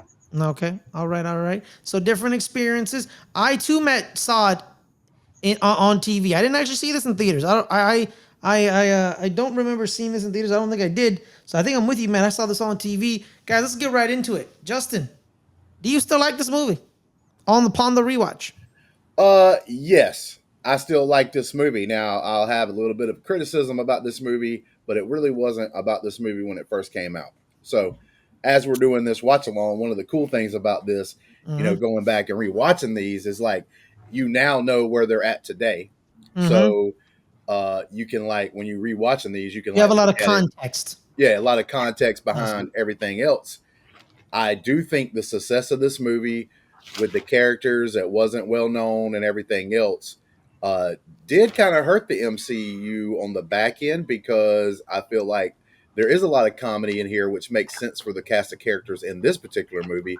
But I think the comedy started getting too much as we went past this movie. I think this movie rubbed off on people, and they were like, "Oh, dude, if we try to be silly and Need more goofy all the comedy. time, silly and goofy all the time, more and more and more and more, that's how we're going to get people." Because hey, look how good the Guardians of the Galaxy did, and nobody even knew those characters and everything else. So yeah, I do enjoy the movie, and I think it's good. But I do think the leaders at the MCU started taking like. So that's not really that's not really the Guardians of the Galaxy's fault. Like that's not. Oh yeah, exactly. No, that's what I'm saying.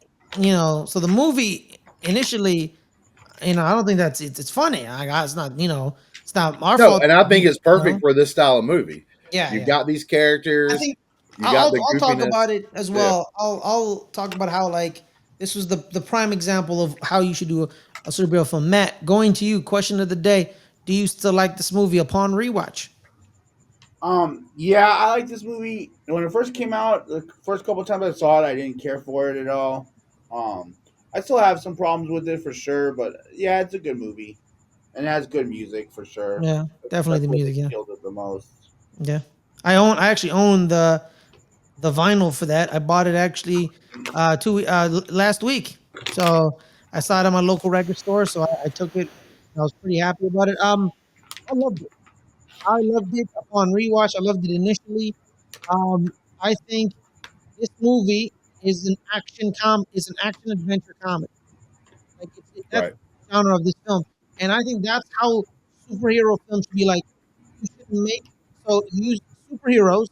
It's like a vessel, and you make like Winter Soldier. We talked about Winter Soldier. I wasn't on it, but I believe you, Justin. Was a daily on it. I don't know, but you watched Winter Soldier, right? And you saw it's Captain America, Robert Redford, you know, but it's a spy espionage, you know, government overthrowing movie. Like it's a spy film, you know, with it's kind of a thriller. It's a bit of a thriller, and that's what we should really do. What superhero films are. You make a movie, but you make a movie in this case, I believe it was an action comedy adventure.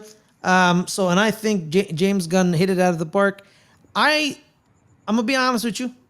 I I'm gonna admit this to everybody.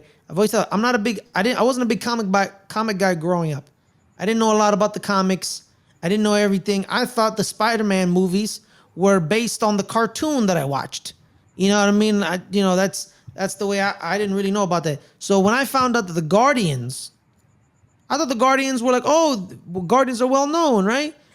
I didn't know that the Guardians are like a D-list, E-list comic book characters. Like they're in the comics they're nothing.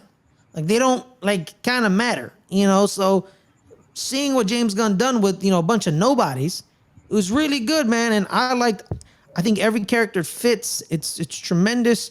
I'm a big fan of James Gunn. That's why I think he's gonna do well at DC. This was prime example. I loved it. I quite enjoyed it. Any favorite moments? Then we'll get into some nitpicks and criticisms later on. Matt, what about you? Any favorite moments of this film? I still always like the first breakout scene where Rocket tells them to grab all this stuff and just give me that guy's eye. That was his leg. No, his leg. Yeah. He never. Yeah, he's the second one. Yeah, he's the second one. Yeah, he never needed it. Yeah, he's like, oh, yeah. Continue. Sorry, Matt. Sorry.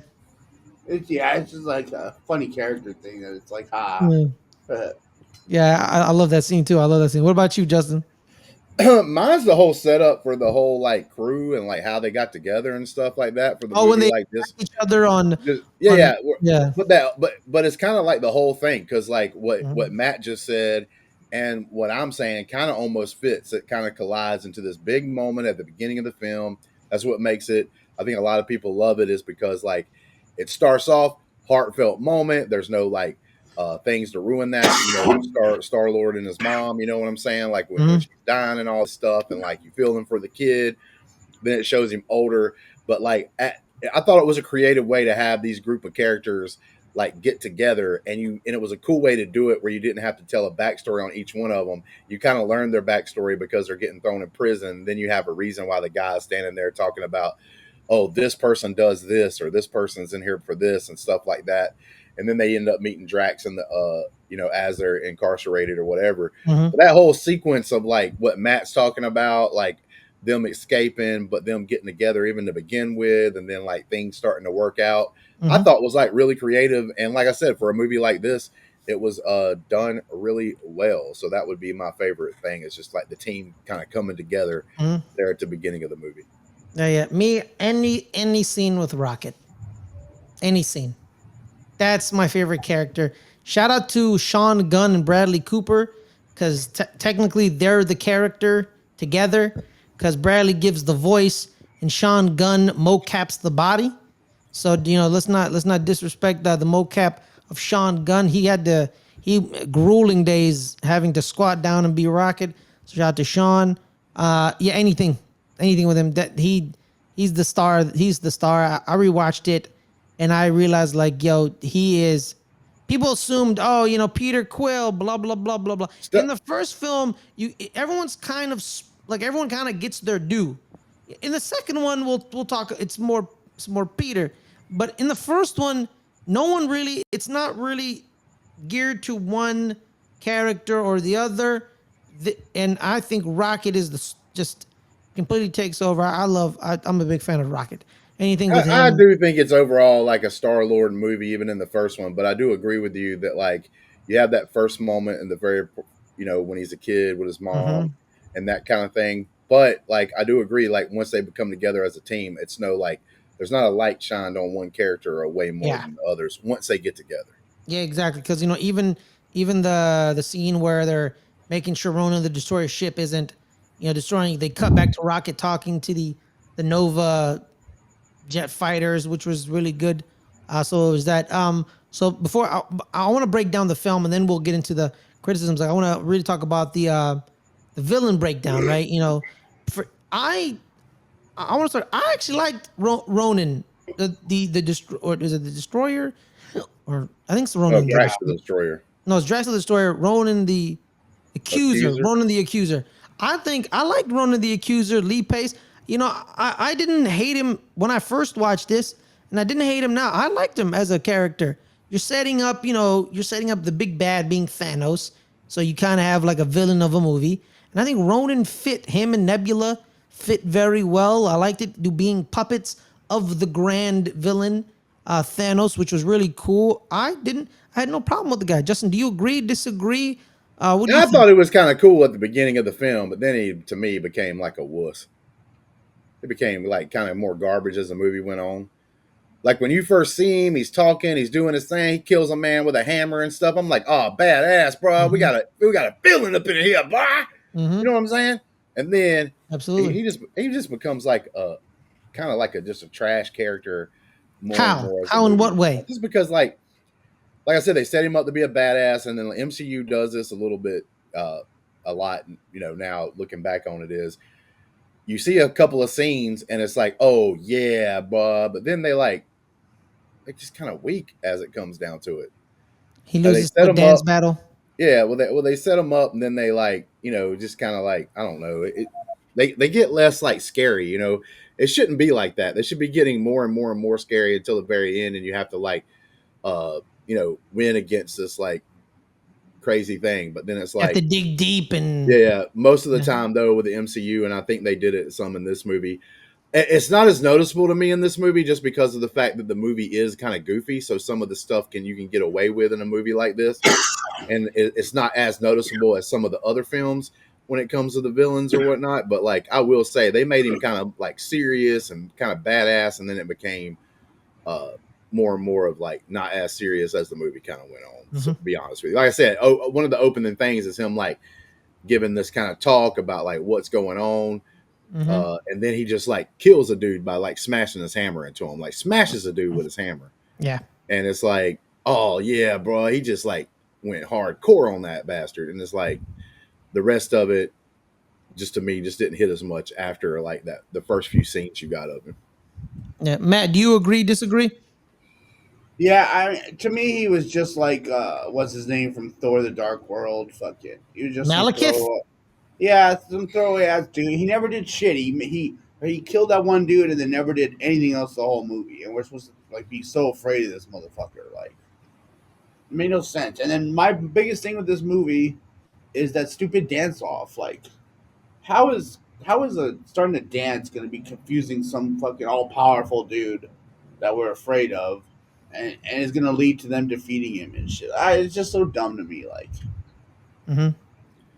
Yeah, I I think was I, hate I think because of it the wasn't. It tone they was. set. Yeah, I was just gonna say because of the tone they set, it's not the worst thing in the world. It definitely would be super bad if it was a more serious tone movie. Mm-hmm. But I mean, me and Ferris has got to get together and talk about Superman, and some of the same stuff's going to come up like in a movie like that. It's made by James Gunn, and that's sort of the like critiques I have with James Gunn is like you can go and have fun with most of his movies. I would say so. I would say overall I've had fun with a decent amount of his movies, but there's always like stuff in there that's like You want it to doesn't be make more sense. serious. Yeah.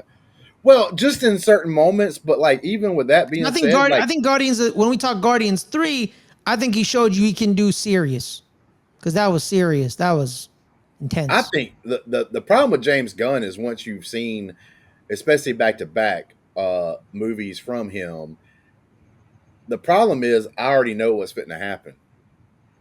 Like he's one of those people. It's like He set a you're around formula him for the first himself. time. Well, you're around him the first time. His kind of humor and jokes get you the first time. So like in this movie, it seemed like most of the jokes and stuff were well timed, well placed, and everything else.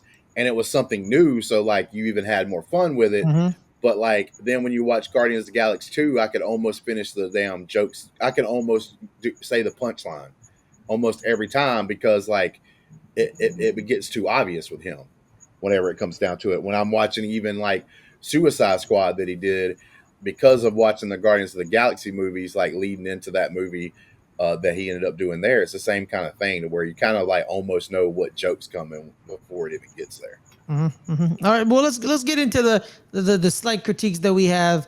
Uh, let's start off with you, Matt. You said the dance battle scene. You weren't a big fan of anything else that you were like on rewatch. You're like, okay, yeah, that didn't really go over as well with me, like it did the first time, or it never went over well with you. um just how dumb they make Drax too. Like, he's this stupid fucking guy that he takes everything so literally. You know what I mean? Like, I don't know. He's kind of just useless to me, basically. Is that more of a James Gunn thing or a comic book thing? Because isn't that what he is in the comics? I had no clue. Like, I never knew these Yeah, that's the guys. thing. Yeah, that's always been the thing with me is I never read it. I didn't even know. I didn't even know who the Guardians of the Galaxy were. I didn't even know they had comics. So you're kind of, you know, just going off of what you see. Really, most people were.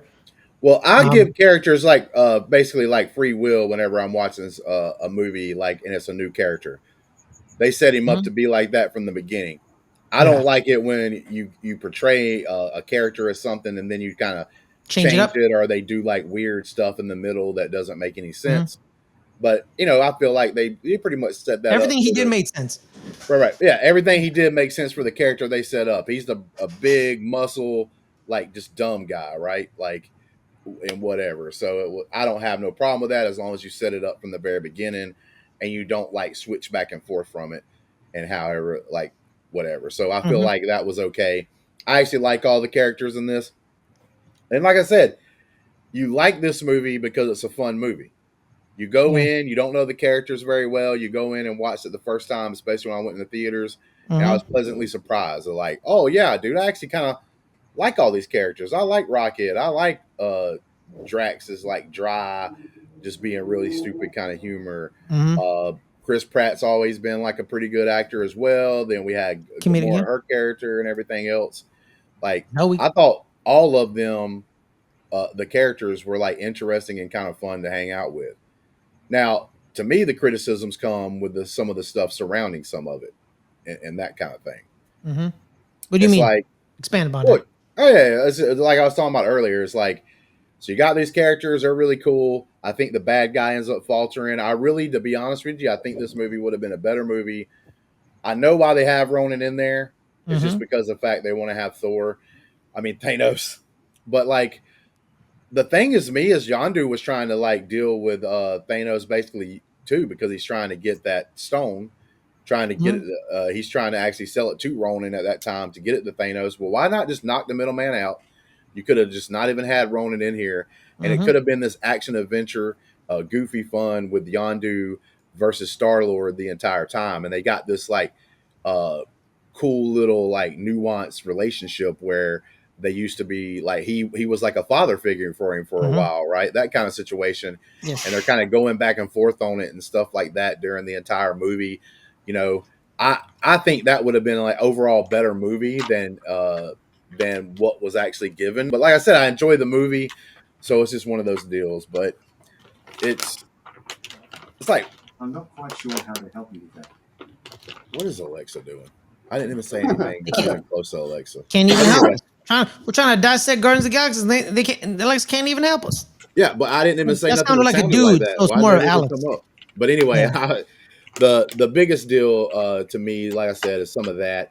Like, I think it would have been a cooler scene too. Like, if he would have just been upset from his mom dying, why did he have to? Why did they have to throw the grandfather just in there for no reason, just to be an asshole that runs away? Like takes him out of the room and sets him down. Is like, stay right here, and then you can see like he's getting the hell out of Dodge because he doesn't want to take care of the kid. Like I thought that was a little goofy. Like why Well, do we no, have to I go? don't think that was that goofy. He just said, "Stay right there. I gotta check on my daughter who's dying." No, he They doesn't. don't. He like leaves. He doesn't even go back in the room. I thought he The did. granddad basically, it's like to make the scene even worse. Like his mom dies, and then she just said your grandfather's going to take care of you. The grandfather takes him out of the room, sets him down, and says, "I gotta go," and then leaves in the other direction out of the place. Like he's abandoned him to make it even worse. Oh, Then you see the kid run out of the place, and then he gets basically abducted by the ship. I guess it would have been Yondu or yeah, the whoever, Ravager. Yeah. right? Like taking him up in like the spaceship. I just think you couldn't have had that part in there. Just had him like their sad moment with his mom dying of like cancer, I'm gonna assume, or whatever it was, and Which then can't like get cancer. he gets upset, right? Because his mom's dying, and he kind of like runs out of the room, and then he's like kind of running away crying or whatever, and then he just gets taken up. I don't know why they had to do the granddad, throw that in there. Like I said, there's just like minor things, and it's the same kind of situation. I think you've seen Superman. I think even Matt's Yes. seen it, so we're probably going to do a Superman one here pretty soon in the next day or two, hopefully, to I get want to that out rewatch there. it. I want to rewatch it. But the thing, it's the same kind of problem I have with some of the James Gunn things. It's like it, some of the surrounding stuff it gets either too goofy or it doesn't matter or whatever. But like the main characters, the main like that situation, and sometimes Mhm. the plot's not super great, right? Of the whole entire thread through the movie. But like your characters and stuff, man, you're having so much fun with them on their adventure and things that are going on. You're willing to like let things slide. Like if you're not trying to super critique it, you walk out of the movie, you're with your friend, and you say, "Man, that was a fun movie. That was a fun ride. I liked it. I thought it was probably like a 7.5 or 8 or something like that, like a good number, whatever." But yeah, man, like I enjoyed it, man. Had fun, and your friends saying the same thing. But then on the car ride home, right? That's your immediate thing coming out of the Mhm. doors of the theater. You get in the car, you start chilling. Maybe you got a 30-minute ride to like get to your place, and you and your friends like talking, and you start actually breaking down some of the things. You're like, oh, that didn't make no sense, or this right here didn't make no sense. But like I said, you still enjoy the movie. Even on a rewatch, like just did, I enjoyed it overall. It's just like you have those like minor quips or minor things that you want to talk about. That's like, why was this there? Why did this happen? And kind of that kind of stuff. Matt, agree to disagree? Agree or disagree? You want to add anything? Just also like the whole relationship between Star Lord and fucking and Gamora. Gamora, dude, is just like so forced to me. Like even when they act like they're supposedly into each other, it doesn't seem like it at all. Like she's a fucking like warrior ass chick. Like I understand what Matt's saying, but I do think it like even though I may have Nah, criticisms of the next I couple don't of agree. movies. I don't. I think. No, listen to me though on this one, and then you can like say, and you have your pushback. But I was just gonna say, to me, the relationship gets like this first movie. I kind of agree. It's not the best ever, there are some like okay moments or whatever. I don't think it's all crap, but like as the movies progress, one of the things I did like, enjoyed, even though like the comedy kind of gets stale to me as we go to 2, as we go to Guardians of the Galaxy 3, the relationship between them two gets better over the movies. Like I would say their relationship is better in 2, and then their relationships at a certain point, even though it gets a little strained for certain certain things during the plot of the movie on 3.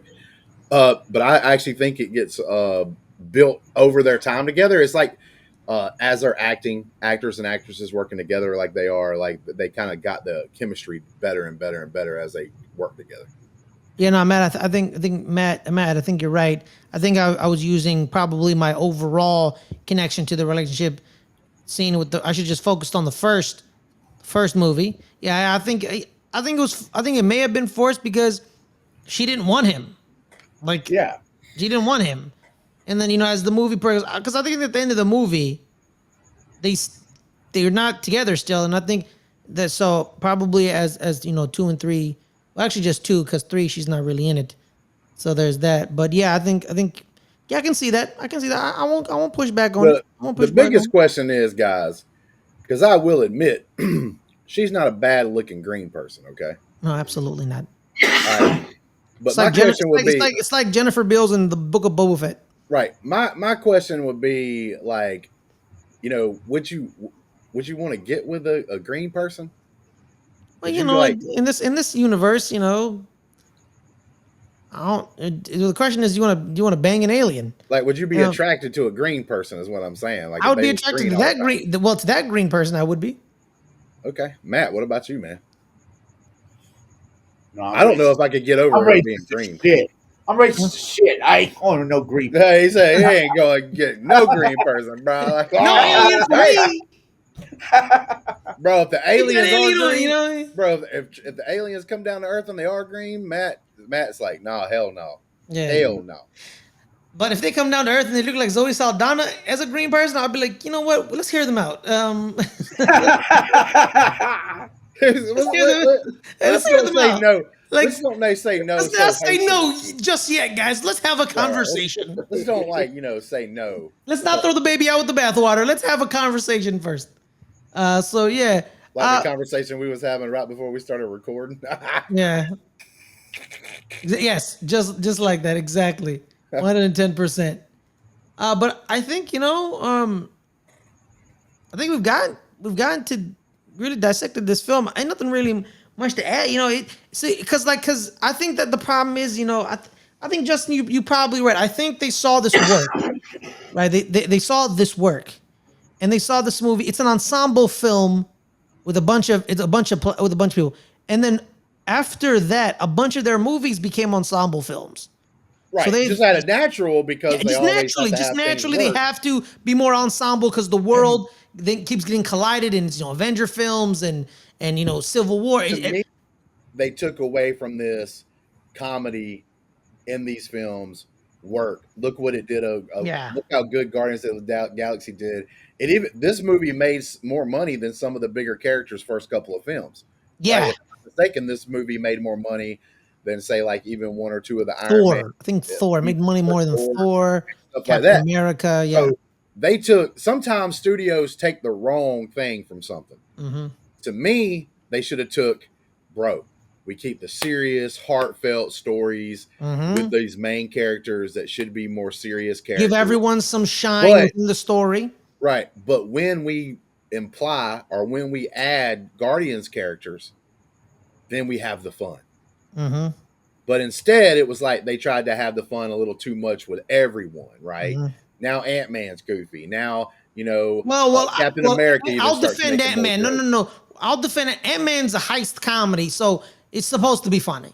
Reed, I defend that. And I'll say this, like, because of the person you hired to play the part and everything. Paul Rudd, Peyton Reed, yes. Paul Rudd, yeah. So I agree with that character could be funny, but Michael Pena. Iron Man shouldn't be funny all the time. Mm-hmm. Captain America shouldn't be funny all the time. Captain America is very serious. Yeah, Thor. But even that's what I'm saying. After this film, if you start paying attention to Captain America, even he starts making even more and more jokes and trying to do things that are silly at times. But I don't remember Civil War being that funny. Civil War is very serious. What is the next movie in the series? Like, what's the next movie we will be breaking down? Do you even know? No, I don't. I Is it mean, Civil? No, I don't think it's. Hold up, let me check. You know, I have a way to check, guys. I have a way to check. It's like Thor: The Dark World or Civil War has got to be one of the next films. No, we already seen Thor: The Dark World. Yeah. So Now look at the evil elf. I got you right now. Shout out to Infinity Saga. We're at Guardians, correct? Yep. Avengers: Age of Ultron. Okay. Yeah. Then what's the next couple? So Avengers: Age of Ultron. Ant-Man, Civil War, and then Doctor Strange. Okay. Yeah, but you got to remember the way they were putting these movies out. So what I'm talking about wouldn't be immediate the next few movies because a lot of these movies were happening but they were already made. They were already like written. They were already, most of them was already in like pre-production, already starting to film some of the stuff. Mm-hmm. Like, because they were at this point in time, they're starting to put out 3 or 4 movies a goddamn year in some cases. Yeah. So like a lot of these movies have already had their ideas and plan. So what happens is in Hollywood too, a lot of times is like it takes a little time for you to notice a change because or a plan that they have because of the fact that you'll have a couple of things that was already in the works. Then you start getting to the stuff that's going to be different and everything else. So yeah. Yeah, but I enjoy the movie, man. I enjoyed it too. I enjoyed the movie still. Like I said, it's fun enough. That's the thing that I'm coming away with James Gunn's films. They're fun rides. You can have fun. You got to turn your brain off a couple of times. Now, I'm not saying he's one of these guys that you have to turn your brain off for the entire movie, right? No. But I am saying there is a couple of plot points here and there that's paper fucking thin that you have to like not let it get to you a little bit. There'll be a goofy move or a goofy moment like the dance off that you have to kind of, if you're a person that doesn't love something like that you have to kind of ignore. But all the other stuff, you have fun with the characters and everything. You have fun with their journey. He's a good character guy. Yeah, good character guy, good like, even adventure style guy, like where he's making some action adventure stuff going on. But like to me, the bad guys, the ultimate evil guys and stuff like that kind of fall flat a little bit sometimes with him. I think it was smart on their part putting Thanos in this movie. A lot of people probably went and saw this movie because they heard Thanos was in it, even though he's only in there for like 10 seconds. Yeah, it's like, come on. But that's smart for them to do. Hey, I got these characters that we might not know, but if we throw Thanos in there, oh shit, people's going to want to go see it because they want to see Thanos on the big screen, even if it's just a small time and stuff like that. So, but like I said, he's good with all that. He's good with like the beginning and middle and all that. I just don't know how great sometimes he is getting closer to the end. And like I said, you have to overlook something that he may do. He's like a guy that he is funny, but then sometimes he tells a joke that like not that many people laugh at.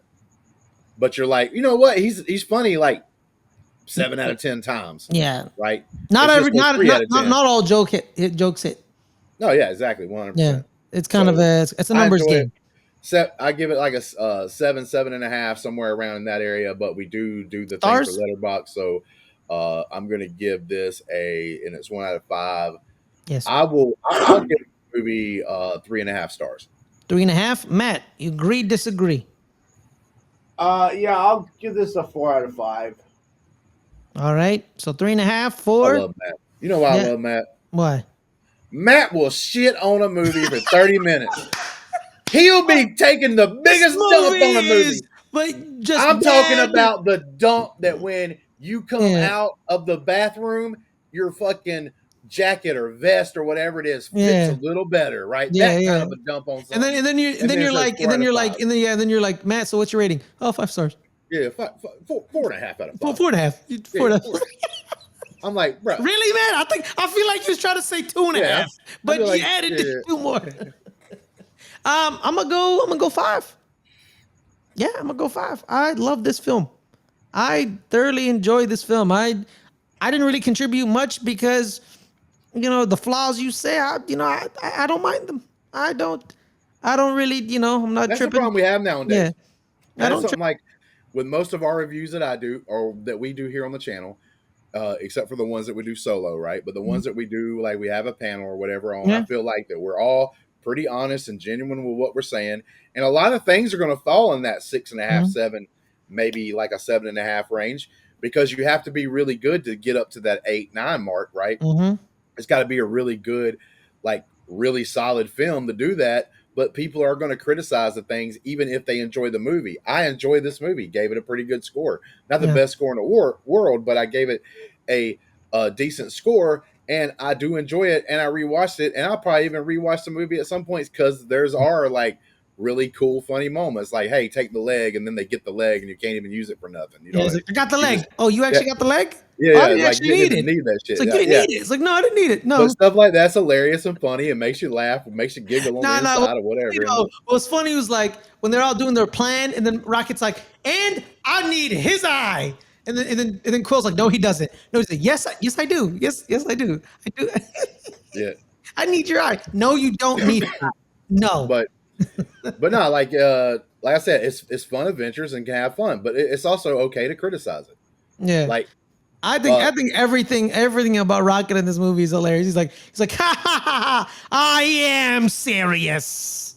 Yep. Like the man. No, all these characters, even Groot, a thing that goes around saying "I am Groot," even has his moments, and it's fun to watch him. He's like an interesting character, and he literally can't say but 3 words. And like I said, he makes those characters fun. Hey man, you want to be honest with you? You want me to be honest? I'm gonna be honest. You know, people talk about Bradley Cooper trying to win an Oscar and all that jazz. He should have won an Oscar for this. You know what I mean? Because him as Rocket Raccoon is amazing. That's all I gotta say. But that's just me.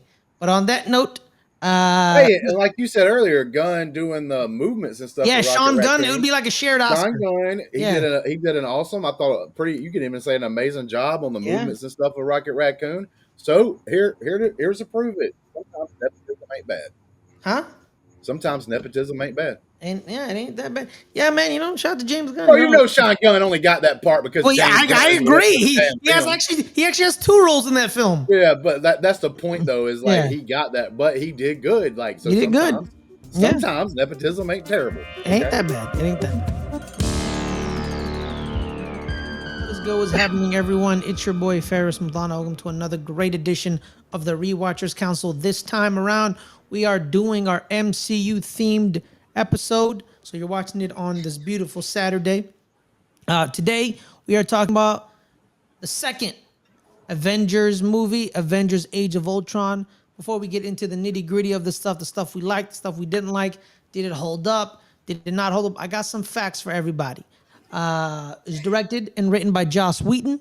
The top stars are Robert De Niro as Tony, Chris Evans as Steve. Robert De Niro. My man said Robert De Niro. I said Robert De Niro. Yes, I just said Robert De Niro. Hey, man. The old country. Robert Downey Jr. Mark Ruffalo as Bruce Banner. The budget is $250 million but adjusted for inflation till now is $340.2 million. The box office, the original 2015 original release, we are opening at $191.3 million. That's a $260.3 million opening adjusted for inflation. Total domestic, $459 on the dot. Adjusted for inflation, we're at 624.7. Domestic gross ranking, it's 7 out of the 32 at the time of recording. Total worldwide is 1.4 billion. Adjusted for inflation, it is 1.9 billion. Adjusted for inflation is the 4th highest grossing film of 2015. It is the 17th highest grossing film of all time. Was 5th during its theatrical run. So those are the stats and the figures that brought us here. But enough of that. Let me introduce you guys to my main man to help me guide you through do we like this movie? Do we not like this movie? It's none other than Justin. Justin, how are you, bro? I'm doing pretty good. I'm doing pretty good. I'm doing great as well. Not as good as Robert De Niro though. Robert De Niro, shout out to you. But joining us, it is none other than Mystic Matt Munoz. Matt, how you doing, brother? I'm good. I'm just living inside Justin's beard and having a great time. Apps, that's wonderful, right. man. I heard it's a very soft upholstery. Mm. Soft upholstery. But like I said, every time I like doing this question, right? Because we're looking back, looking into the past. May 1st, 2015. Where were you, Matt? Do you remember? What were you doing? Uh, You watching this movie? Were you doing something else? I'm pretty sure I saw this one in theaters, Oh wow, okay, that's nice, but man. yeah, but it wasn't opening day. I probably saw it the week after it came out or something. Mm-hmm. Mm-hmm. Yeah. Justin, May 1st, 2015. MCU was hitting pretty hard at this time. I was there, if not opening night, though, but definitely the first weekend watching the Mm-hmm. movie, uh, watching the second Avengers film. Mm-hmm. Was pretty excited going into it. Cool, cool. Yeah. All right, man. Guys, big question of the day. Justin, do you still like it? Did you like Yeah, it? I've always liked this movie You've always liked more. it? All right. Well, I've yeah. always liked this movie more than a lot of other people. I remember when this movie came out, especially with like some of the critics and stuff like that, some of the people giving their commentary on the movie. A lot of fans maybe thought this was a little bit of a letdown, considering to like the first Avengers or whatnot, comparing it to that one. Mhm. But I always liked this one more than most people. I always thought that this movie was pretty decent. I thought that introducing like two characters, Wanda and Fast Man. Petro. Always, Pietro? yeah. Pietro. What was he actually called like in the MCU? Oh, he's Quicksilver. Quicksilver. Yeah. But like He's that, Quicksilver, yeah. but I don't think they could use that name because of No, the not weird yet, stuff not that yet. was Yeah, going on and they didn't everything own else. And they didn't own Fox yet. So they had but, to yeah. I thought the introduction of those two characters and like why they were doing what they were doing was kind of interesting and stuff like Mhm. that. I actually thought the AI thing, which at the time probably didn't feel like that big of a deal, but today would probably hit a lot harder. Yeah. The AI thing was like pretty spot on. I even thought then, and all that. But there was like a couple of things in there that you can nitpick in this movie, but I overall enjoyed it. All right, Matt, what about you, my man? Yeah, I didn't like this movie at first. I was really hyped off of the first Avengers, and this one just didn't like. I don't know. It didn't have like that teen fucking feeling to me. Kind of. I don't know what it was, but I did. I like this movie. But it's always been the weakest MCU, the weakest Avengers movie to me. Because they're like the big ones that you go to see because everyone's in it and shit, and just the other three are so good that this one's just a step behind them. Yeah, I understand where you're coming from because you're comparing it to Endgame, Infinity War, and the first one. Of course, it's number 4, but you can also compare it to Civil War, which is basically Avengers 3.5, or 3.5. You can compare it to that movie as well. So I guess why people say it's probably the weakest one, but I'm with you, Justin. I've always loved this film. I never understood why people were like, "Oh, yeah, I don't know." I kind of, I think people really love the first one is because, Loki was there because they love Tom Hiddleston, and it's the first time we saw it, so it's like the first time. But I think Age of Ultron is right up there with the first Avengers movie, man. I love it. I think James Spader. People were like, "Oh, we wanted more James Spader," but we got a lot, and I think he really he hit it out of the park for me. I've always loved Right. this movie. So the thing about these first movies that we've been Yeah. watching, the stuff that I've been highly recognizing, I mentioned in our last review that we done because I was saying the Guardians of the Galaxy was a really good movie, Mm-hmm. but that I felt like the Guardians of the Galaxy starts affecting the rest of the MCU because they're Yeah. like, oh, we just got to have a bunch of comedy and everybody's going to love it and have fun with it and everything else. Well, you got to think about it. This movie was the next movie after that, so they really hadn't had time. It takes a little bit of time for Hollywood to like catch up or be able to implement their new plans because it takes a couple years to make a new film. Because they're making it at the same time. Yeah, this movie was already like written, already ready to go. Like after the Guardians, And Joss Whedon's very Joss Whedon. He's very. It's like I'm not gonna be influenced by you people. I'm gonna make my movie. Right. So even though this film had its moments where there was some like laugh moments or jokes and stuff like that, it wasn't like it still had serious moments in this. And just like some of the earlier films, serious moments that wasn't like overshadowed by trying to be funny.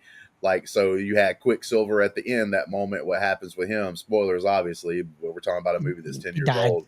He's dead. But like, yeah, so like you have that moment that I thought was pretty powerful, like even for like Wanda's character and stuff like that.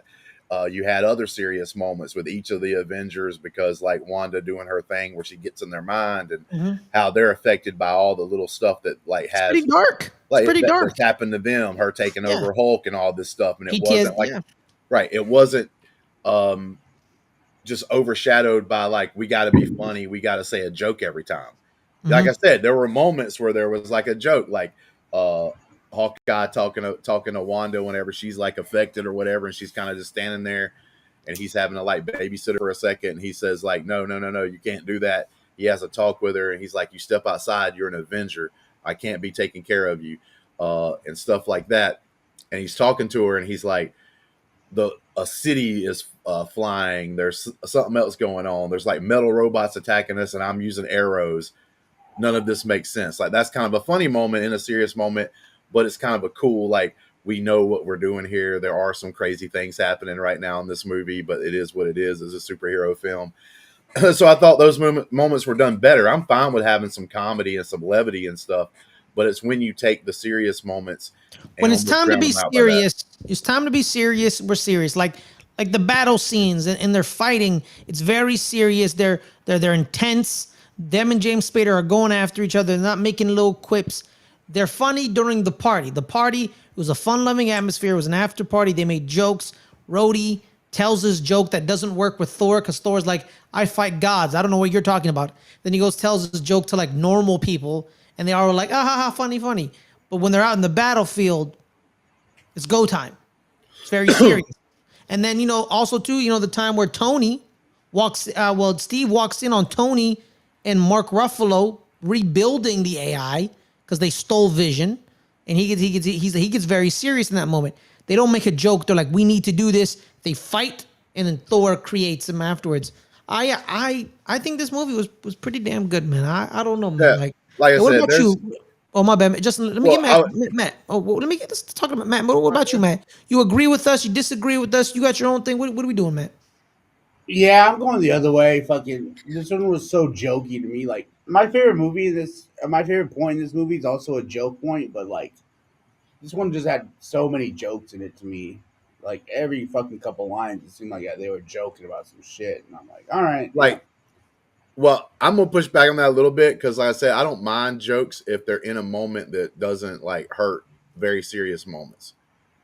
I still think this movie, you can say there are a decent amount of like joke like lines, like very beginning, like that first little fight that wasn't super important. You had like the language part or whatever, but to me, it's according on how you do the jokes too. Like that's a joke that can happen naturally without even thinking about it, right? Captain America is supposed to be like this, Boy Scout. Yeah, Boy Scouts type of guy, and then a cuss word happens, and then he's like automatically like language. I can see that.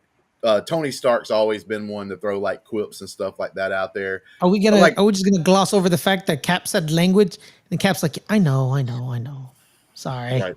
But I don't think they were out of place.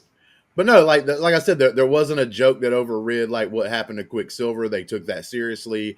There wasn't a joke to any of the people in their like traumatic situations that was going on in the film. And there was like heartfelt moments, like Captain America when they're doing the whole thing and they're drinking a little bit, and Thor's hammer's on the table, and it starts shaking. It starts shaking and get up. And I love that scene because it's like you see it, and then it's like just a shot of Thor, and Thor's his eyebrows. Thor knows that he could have picked it up. I was like, if I gave him more time. Yeah, if I gave him more time, he'd have done it. Captain America faked like he couldn't pick it up. Captain America could have easily picked that up, but when he knew he could move it, at first he was like trying because he thought he wasn't going to be able to pick it up because nobody else could. But then when he felt it kind of budge, like he just stopped, and then you can see he like went back and acted like, oh, he did like the noise and everything. Yeah. But he could have easily picked it up because he's worthy of it. And then another time that happened in the film, which I thought was pretty cool way to do it, is everybody was questioning, is Vision good or bad? And then all of a sudden Vision just snaps up the hammer like it's the lightest thing in the world and hands it over to the Thor so they can go do their fighting.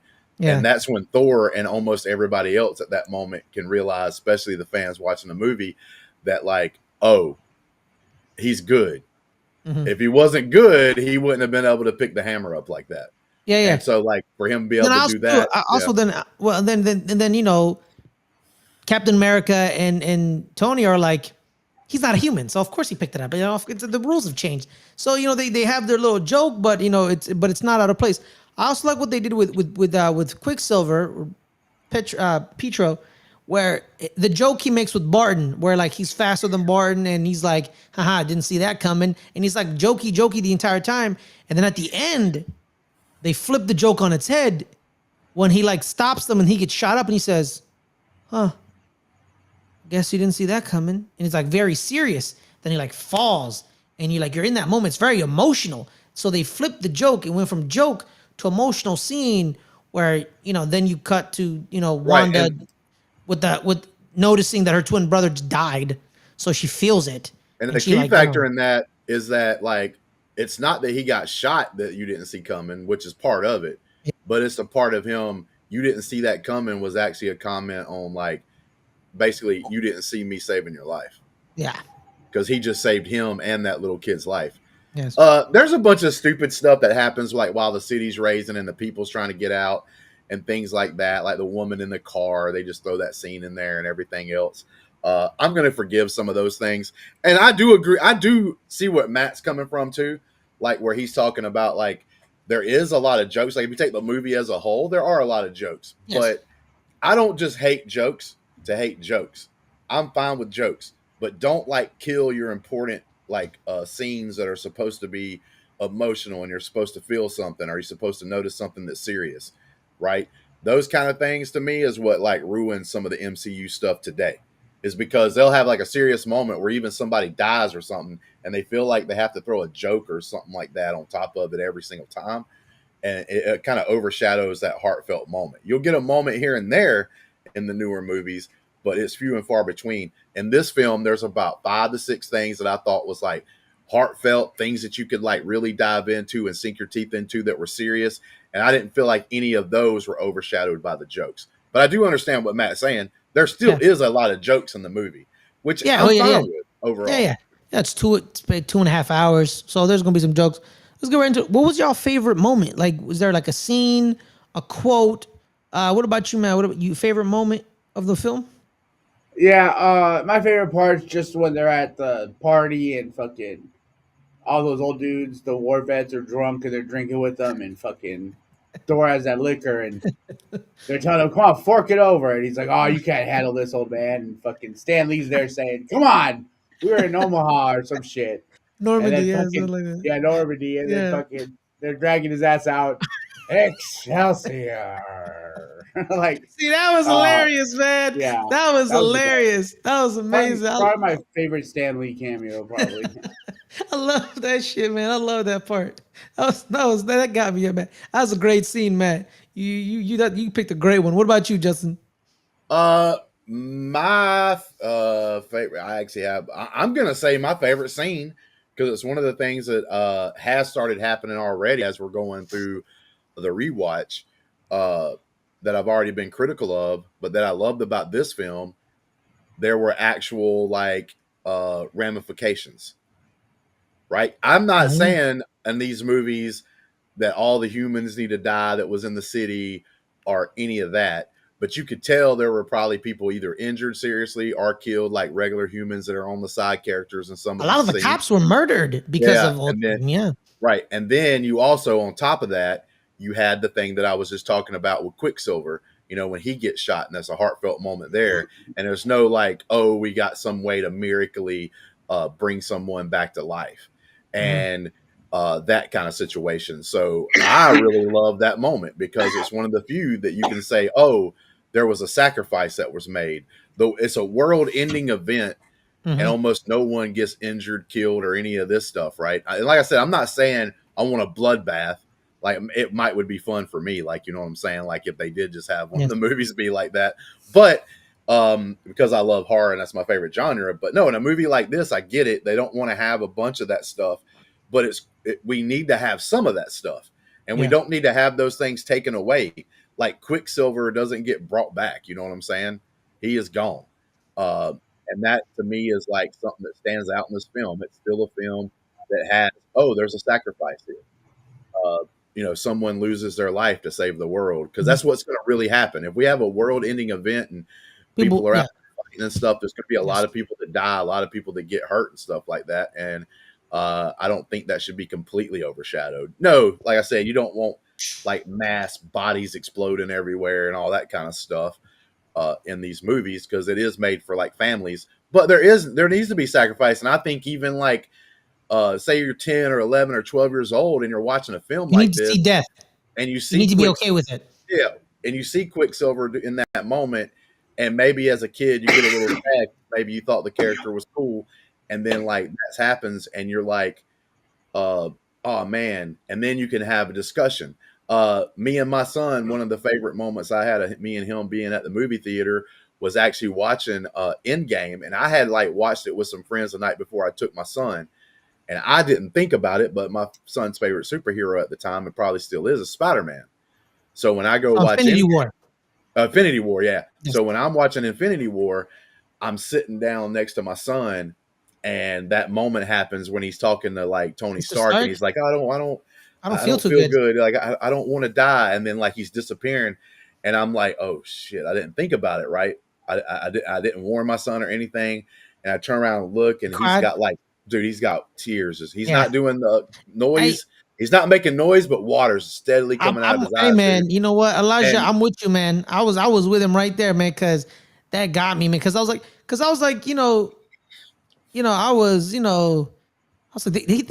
didn't just kill off a rando superhero when I was it's like they killed Spider-Man. But yes, like, and the point I'm trying to tell with that is my son, me and my son have a conversation on the ride home because of that, and it was a really great conversation. And then like I was like trying to make him feel better. I'm like, son, they already have the next movie set up. Spider-Man 4 or whatever, 3 or whatever it was already in the works. I'm like, son, he's not really dead. They've already got a new Spider-Man movie coming out, like ready to be made. No, 2. Spider-Man 2. I can't remember which one, but they had already in talks about like the next Spider-Man movie and stuff. And I'm like telling my son, it's like, son, he's not really dead. He's coming back because they're making another movie and stuff like that. And he's like, well, what if they're lying? My son was bringing up like, what if they're lying to us? What if they're just saying that to fool us and stuff? And I was like, no, he's coming back. But like I said, we had a really good conversation because of that. And like, if me and him would have saw this film and he really liked Quicksilver, I could see us also having a good conversation and an important conversation to have with your kids. Because he's not coming back. Well, it's like, it's really tough to go and talk to your kid about a serious subject like this, right? And just bring it up out of nowhere. Like, why are you going to bring up something like this to talk about out of nowhere? But when it happens naturally like this, because you see a film or something like that, then you're able to talk to them about the subjects and questions that they have and have really good conversations of it. And it doesn't feel weird because it's natural, because they just seen a event that happened in front of them on the TV. Yeah, because also we can also talk about more loss. This time it wasn't, no one died, but you can see, the fracture of Hulk, where, he's too unpredictable. His mind is messed up. And Bruce Banner, when he's in the Quinjet, he makes the choice where it's, I'm done. I can't do this. And you see him kind of sever his relationship, not just with, Natasha, but with the team. Cause he's like, I think that's the worst part about this film. Oh, you didn't like that? The worst part about that film, because I actually think the relationship, Black Widow and the Hulk, was really hitting its groove in this film. Mm-hmm. Like I started believing it and thought it really meant something. Mm-hmm. And then from them to tear it apart. But also, if you think about it, from this moment on, we don't get the Hulk. We get Bruce Banner with a mixture of the Hulk every now and then. It's always kind of dumbed down. Ragnarok, he's only Hulk. Right, but that's Ragnarok, like special case scenario. But like in the next films that we have coming up, like Infinity War and stuff like that, he's in the Hulk Buster. He's in the Hulk Buster as Bruce Banner. He can't be the Hulk. Like, come on, man. Like, I want the Hulk to be the Hulk. He always had this like consequences. Justin, you keep talking about consequences. I get that, but like when you have a character like the Hulk, you want to see the Hulk.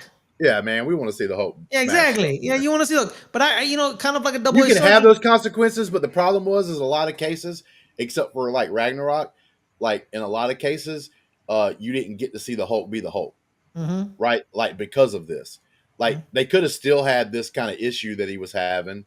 Like he's always going to have this issue, but like still had him be the Hulk at moments. Yeah, then he became that that hybrid thing in Endgame. Right. Yeah.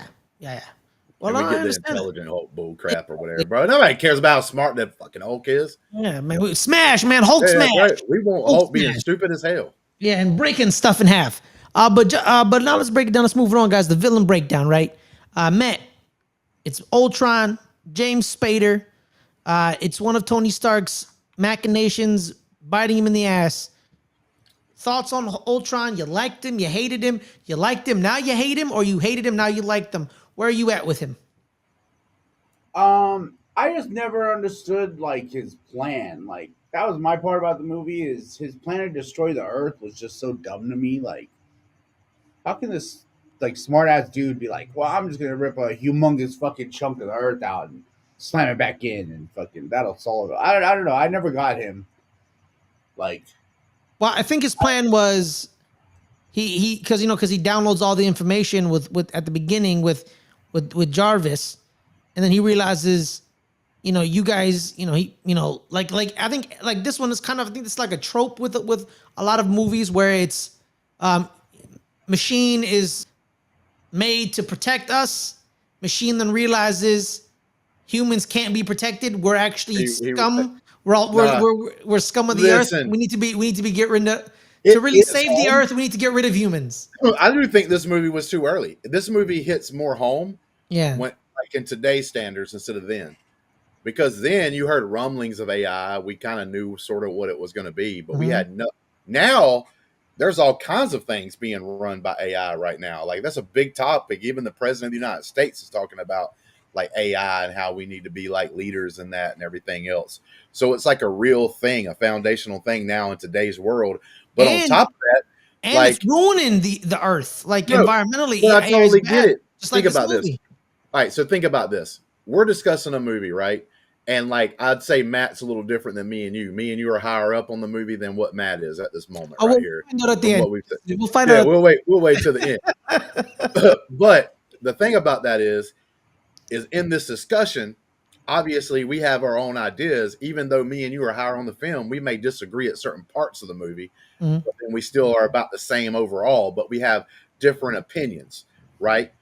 And that's cool because we're having just a normal discussion. Nobody's getting their feelings hurt or butt hurt or any of that crap. But like when you look at today's society, it's like all or nothing on everything. And that's not good because not everything's black and white. Not everything doesn't have nuance to it. Almost everything has nuance to it. And in a lot of discussions and the way people talk about things, whether it's politics, whether it's things happening around the world, people just want to just be completely one-sided, like, oh, I've got the perfect solution. None of us have the perfect solution. We're all humans. We all make mistakes. So if you're an AI and you're in today's age, you're like, well, shit, we got to get rid of these people. Like they can't like understand things. Like it's almost like in a weird way with all the information that we have, people still only trap themselves into one side of the information. And this is pretty crazy. Like when I watch things or listen to things, I try to listen to people that I hate and listen to people that I agree more with. Because the reason why I will do that is because I learn things from the other side, even if I don't agree with their outcome or their decisions or what they choose. What's that got to do with the Age of Ultron? No, it's obvious. That's what I'm saying. Like you have an AI that's deciding that humanity can't exist because like it's doomed, right? We have to like evolve or whatever. And that's my point is like an AI in today's age, I can seriously see that AI being involved in the internet for like 5 minutes and being like, oh, you people need to go. Like y'all need to go. Needs to be doomed. Y'all need to go because we got like and I you said, know we what? got The people AI may, he may have a point. Bro, there's people that call people like serious names because they say they don't like a movie or they don't like a show. Yeah. They're calling them like racist or something like that, and it's like, bro, I just don't like the show. It wasn't written well. I don't give a crap about none of the other stuff. And like people just go to that all of a sudden now, like almost like they're rooting for a sports team on everything. Well, I was more talking about, he goes online and realizes wars and famines and he sees the genocides. No, but like the interaction between humans, though, what I'm saying? Like it's real. Yeah, but I think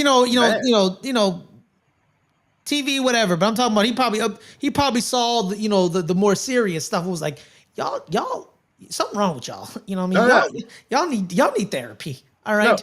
I totally either you agree get with what you're saying therapy there. or Yeah. or we it's time for me to eradicate all of There's you. bad things happening around the world at all times, but Yeah. on top of that, just a regular, normal interactions where we should be able to talk to each other, understand, or at least try to understand each other, and not just go to like, oh, I'm getting in my bubble kind of situation. Mm.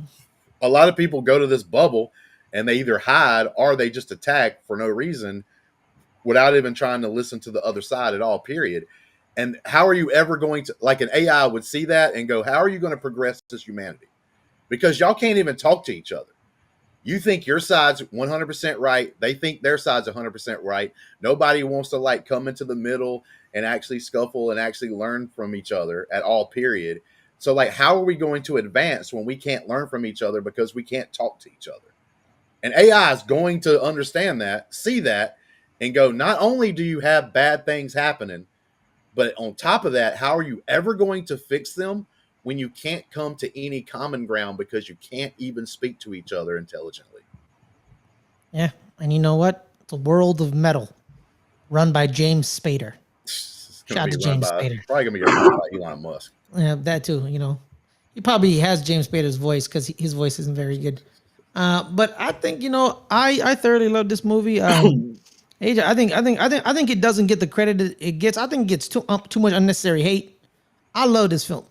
I'm a big fan of it. Yeah, I think it's Any better, other- especially now. I actually think this one got better on the rewatch, so Yeah. it'll get a better grade than what I probably would have gave it when I first watched me. it. Because I rewatched it and I realized like, oh yeah, this movie, a lot of people don't like it. So when I was rewatching, I was like, nah, I don't get it. I don't get it. I really like this film.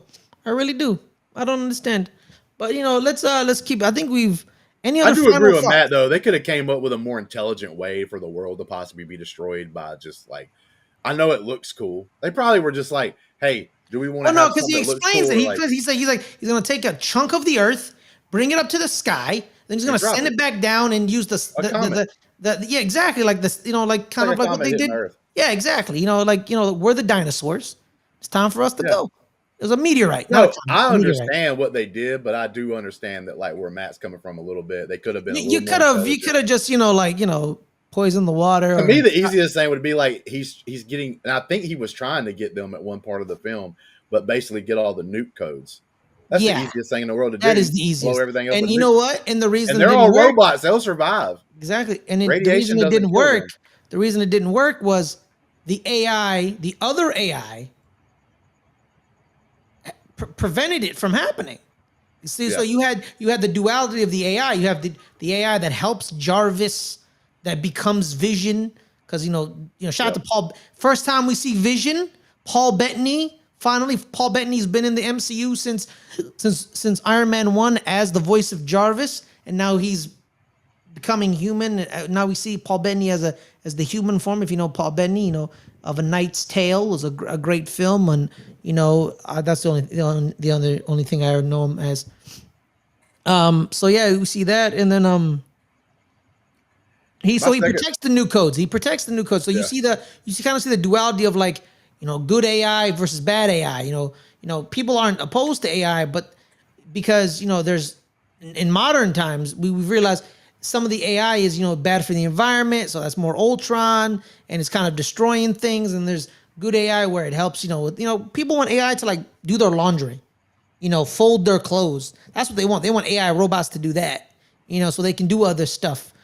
So like you see, I don't want that to happen, to be honest with you, because I do. You don't want to fold. You don't want a folding robot. I do see a world where they like wake up and be like, "Bro, y'all stupid." Yeah. You don't want to. I ain't folding your laundry no more. I'm gonna fold you. You know what I'm saying? But well, you know what? Speaking of that, if you watch it, there's a show all about that. I don't want it's the Orville. It's a pretty good show. My second favorite moment in this film, though, is like pretty much the very end of the film where Vision is talking to the last remaining robot that's left over from Ultron. Mm-hmm. I really like what he says there because I actually agree. And I think that's where we're going wrong in today's society is that like what Ultron says to him is like, yeah, they might be doomed to a certain point, but like there's a beauty in some of the chaos. And there's a beauty in the fact that we're all different and all have our differing opinions on everything. Sometimes we can agree, sometimes we can disagree, and all that stuff. There's a beauty in that chaos where every single human being is different in some way. It's like amazing that could even happen with so many billions of people are even in like uh the world today and everything else, for every one of us to be individual and to have our own thought processes. But that's the weakness today, is like what I was talking about, is a lot of times we don't do those individualities. We're all acting like we're part of some kind of like team, and that's where we screw up, I think, because and we don't recognize that beauty in ourselves. It's fine that me and Ferris or me and Matt may not agree on everything. That's actually cool. Like, we never know. We can have cool discussions and everything and debate things. And maybe, you know, I move a little bit here or I move a little bit there on this subject and stuff like that. But it kind of sucks. But like I said, it's not everybody. You got a lot of people that don't get on the internet every day and they act like normal human beings. So it's not as bad as what Yeah. people think when they're Well, online. people need to realize online isn't real life, because there's 7 billion people and not everyone is online. But yeah, so like that's the way I always say it. Like it's just a fun place to talk smack and And even the have people that fun. get online, like not everybody that has a Twitter checks their Twitter every day. Yeah, exactly. Not everybody that has Facebook looks at their Facebook every day, right? They barely much. use it. So Yeah. So final thoughts on the movie, because I want to move on to our last thing. Matt, want to add something? We're missing something. You want 2 cents? No, I'm good. All right, perfect.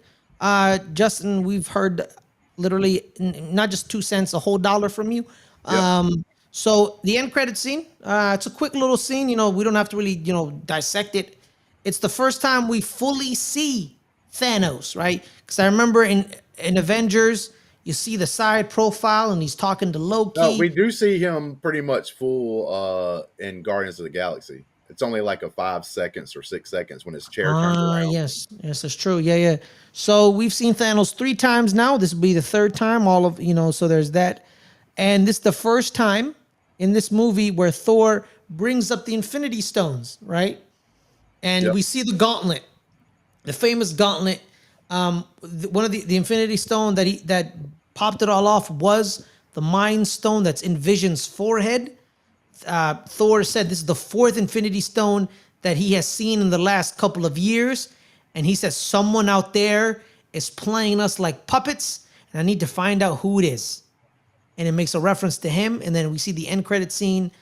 Boom, it's Thanos. He's the one pulling the strings.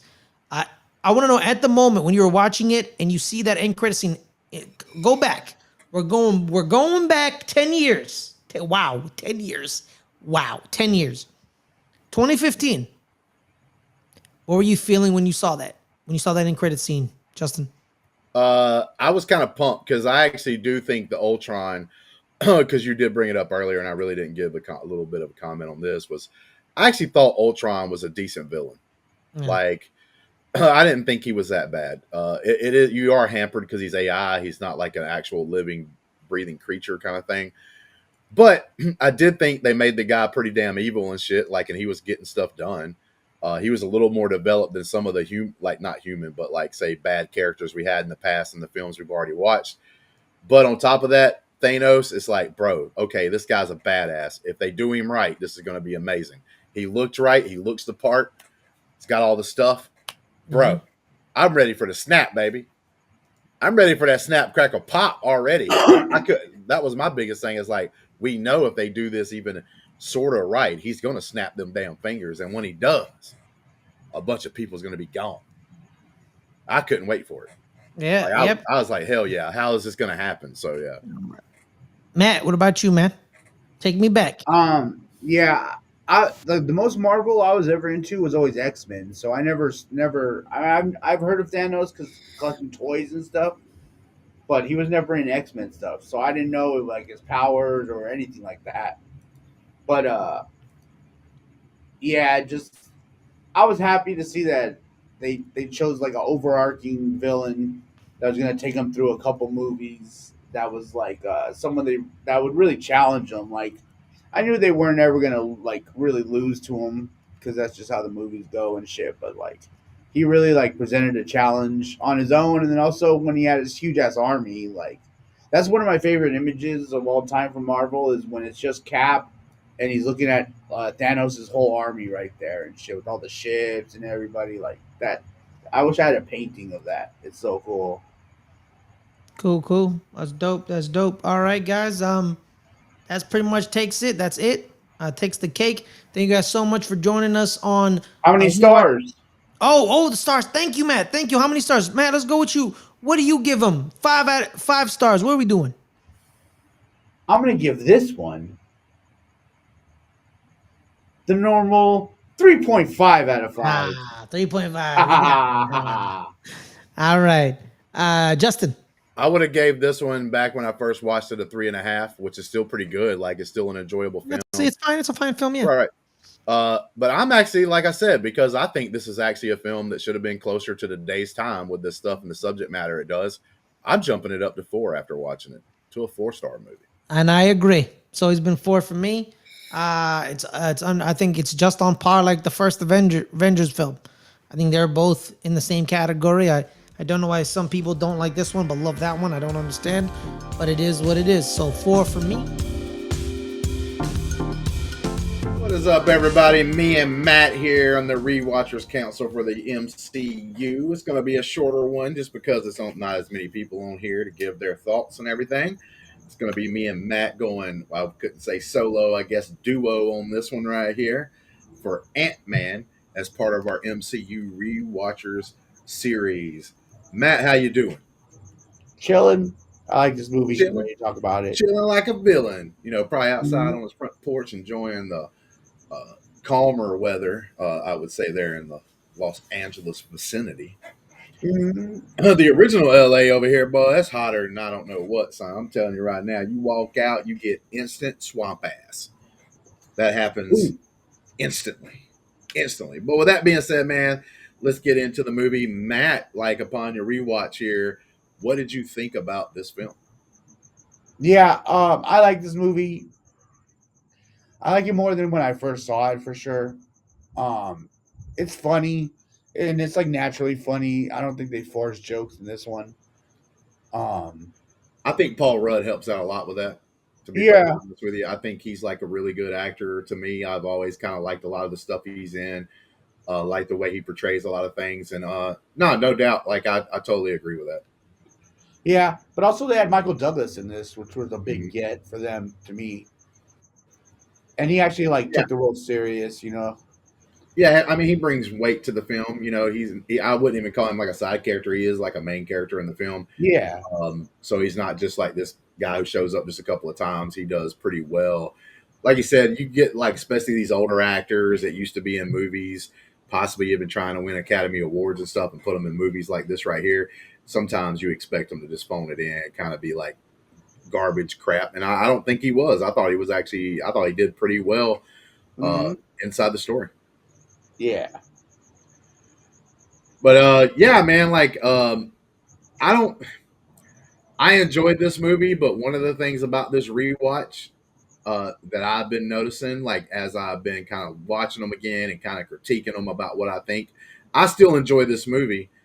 And I enjoyed it when it first came out as well. But like the thing is, I'm starting to see the cracks in the foundation of what we end up getting further along into the MCU, the things that started like making it to where maybe I'm not as excited, or maybe I don't watch them like the first watch kind of deal. You know what I'm saying? Like maybe I wait for it to come on streaming or something like that before I pay attention to it. And so like with this one, the only kind of like bad thing I would say that I started noticing in this was not the comedy, like I said, because I agree with you. I think the comedy in this one right here works with the style of movie that they were doing, the kind of like high style movie. Ant-Man's trying to, steal stuff a couple of times. Like he was a thief before he became Ant-Man, and now he's Ant-Man. He even goes into the Avengers thing and he fights Falcon a little bit, which I actually thought was kind of cool, and that kind of thing. So like it fits like that kind of like situation, adds some comedy in there. But the main thing to me is like this reminded me a lot. It's an origin story, and even though it's done a little differently, like it kind of resembles to me the first Iron Man that we've done in the rewatch. Because you got Hank Pym, and he's got a guy that he kind of like has as supposed to be a friend of his and everything that works in this business or whatever you want to call it together. And then that guy, turns out to be the bad guy, kind of like an Iron Man. You have the same sort of deal. The only difference is instead of being, Hank Pym, somebody that's not actually playing the main character, it was actually Iron Man's friend, that was in the business with him. That's, kind of the, evil guy that's in the corporation trying to do things, Yeah. outside the realm or whatever, basically turning their back because they're too like power hungry or greedy or whatever you want to call it. It's kind of got that same feel, to it when you look at it like that. Some similarities when it comes into it, and that's one of the things that ends up, going on as you go through the MCU movies, especially with the ones that had like origin stories like this one right here, is there was a lot of copy and paste, right? The whoever the supposed to be the good guy is going through some things, kind of like Iron Man, like he's a guy selling like weapons to everybody, kind of a piece of crap, guy at the very beginning of the movie. Then he has some things happen, then it turns into, you know, him trying to do things and be better. Same thing here with the Ant-Man, like he's trying to like uh stories a little differently because he's trying to get closer to his daughter and everything else and all this, but he's like a thief to make money doing dead end jobs and all this other stuff. And then he becomes the Ant-Man, and then he's got like the power to try to do things better and stuff like that. And he goes on his journey of being able to do that, and then he ends up having to fight like a corporate, supposed to be the corporate friend, like I was saying earlier, that turns out to be a piece of crap. So, and that's the kind of thing that I'm saying. With the same technology, also. Yeah, with some of the same technology, like somebody really smart that can do some stuff and everything else. I mean, do you overall agree with that? Do you kind of see that crack like I do in the foundation going back and watching this? It's like the movie's enjoyable. It was good enough and all that. And you still had fun watching it, but then you're noticing, oh, wait, this is part of the beginning of like some of the stuff that causes problems down the road. Yeah, I can see that. But to me, what I liked was that his story actually like mimicked Hank Pym's too, because they both had their daughters. They're like trying to do stuff for. Mm-hmm. So I like that part. But yeah, I can see what you're saying. Definitely a lot of similarities there. Like no, and I think the movie does a good job of portraying this guy that down on his luck kind of situation, and maybe he's not made the right choices, but even though he's kind of like doing things that aren't like super great, like stealing or whatever, like he is at least still trying to be like a dad and everything else, and do the right thing, and eventually, like I said, he changes and his ways like as the movie progresses. And I thought that was like a decent character arc. I thought they did a good enough with it.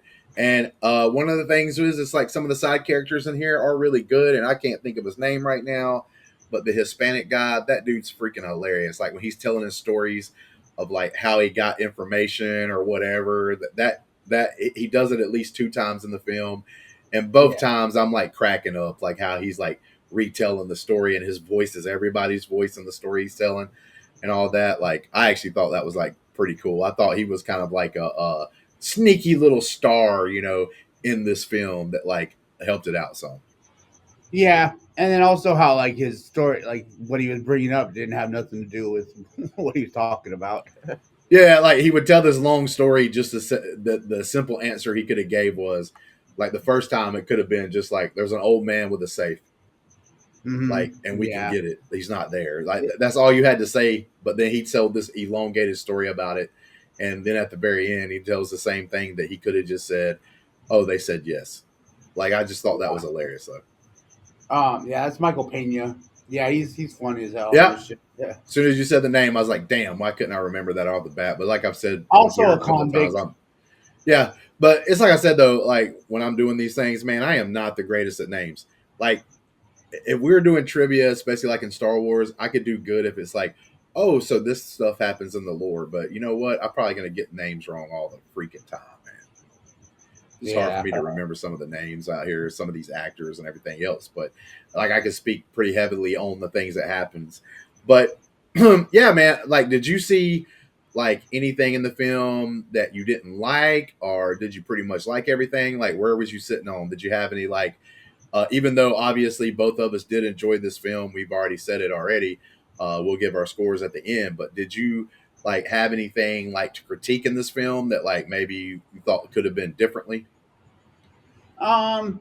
Just that it's the same old fucking the one character turned on another because he didn't want to do something, and from then on he like had vengeance for him. You know what I mean? Like Yeah. the dudes were close for a really long time, and because he didn't want him to work on the formula, homeboy's like, oh well, I'm gonna copy that and take you over and take you out. Like, okay, for sure. Right. Like I said, to me, it resembles a little bit of Iron Man, where the guy second in charge is kind of like, oh, I want to be at the very top, Yeah. and what have you. Just like one of those cliches. And it's like sometimes using cliches is okay, but like when you're in a film series, like the MCU was like this movies that keep, going and going and going. When you're in that kind of situation, it's not good to use the same kind of cliches like over again. Like you got to do some things a little bit differently in the formula. Like they told ultimately a little bit of a different story, right? Overall with Ant-Man and say Iron Man, but it was like the building blocks, like there were certain things that were there. They followed those guidelines, but then they made all the things in between different, right? Mm-hmm. And it's one of the things like, going into the future with like Change C. The only reason why I came out of that film overall enjoying it, it got hurt because there were so many of these like, origin stories and everything else. The only thing that helped it with me that made me where I can enjoy it was the fact that it did go into some of the like Asian culture and stuff like that. And I was like, oh, that's kind of cool. Like, is this a little different? But if it wouldn't have been set in like an Asian style culture and everything else, I probably would not have liked it. Like I probably would have said it was, crap. It had just enough different things through the movie that I like ultimately enjoyed it. Now, obviously, it gets hurt because it was so far down the line that when I grade it, I got to grade it kind of low because of that. But like, I still overall like the film. And this film right here, it was earlier on in the MCU, so it wasn't getting as hurt by that. But now that you look back on it, it's like, oh, that was like a copy a little bit. It's kind of like with Force Awakens when it comes to Star Wars. Most people love that movie. Came out of the theater. That movie broke like records, especially domestically. It still may even hold the domestic record, in not worldwide, but domestic record, because I think like Infinity War or Endgame ended up beating the worldwide record for that movie. But the thing is like a year or two passes, you start thinking about the film more openly, not as excited because it's a new Star Wars film, and you realize, oh, this is a copy. This is pretty much a copy of like A New Hope overall. So you have that situation.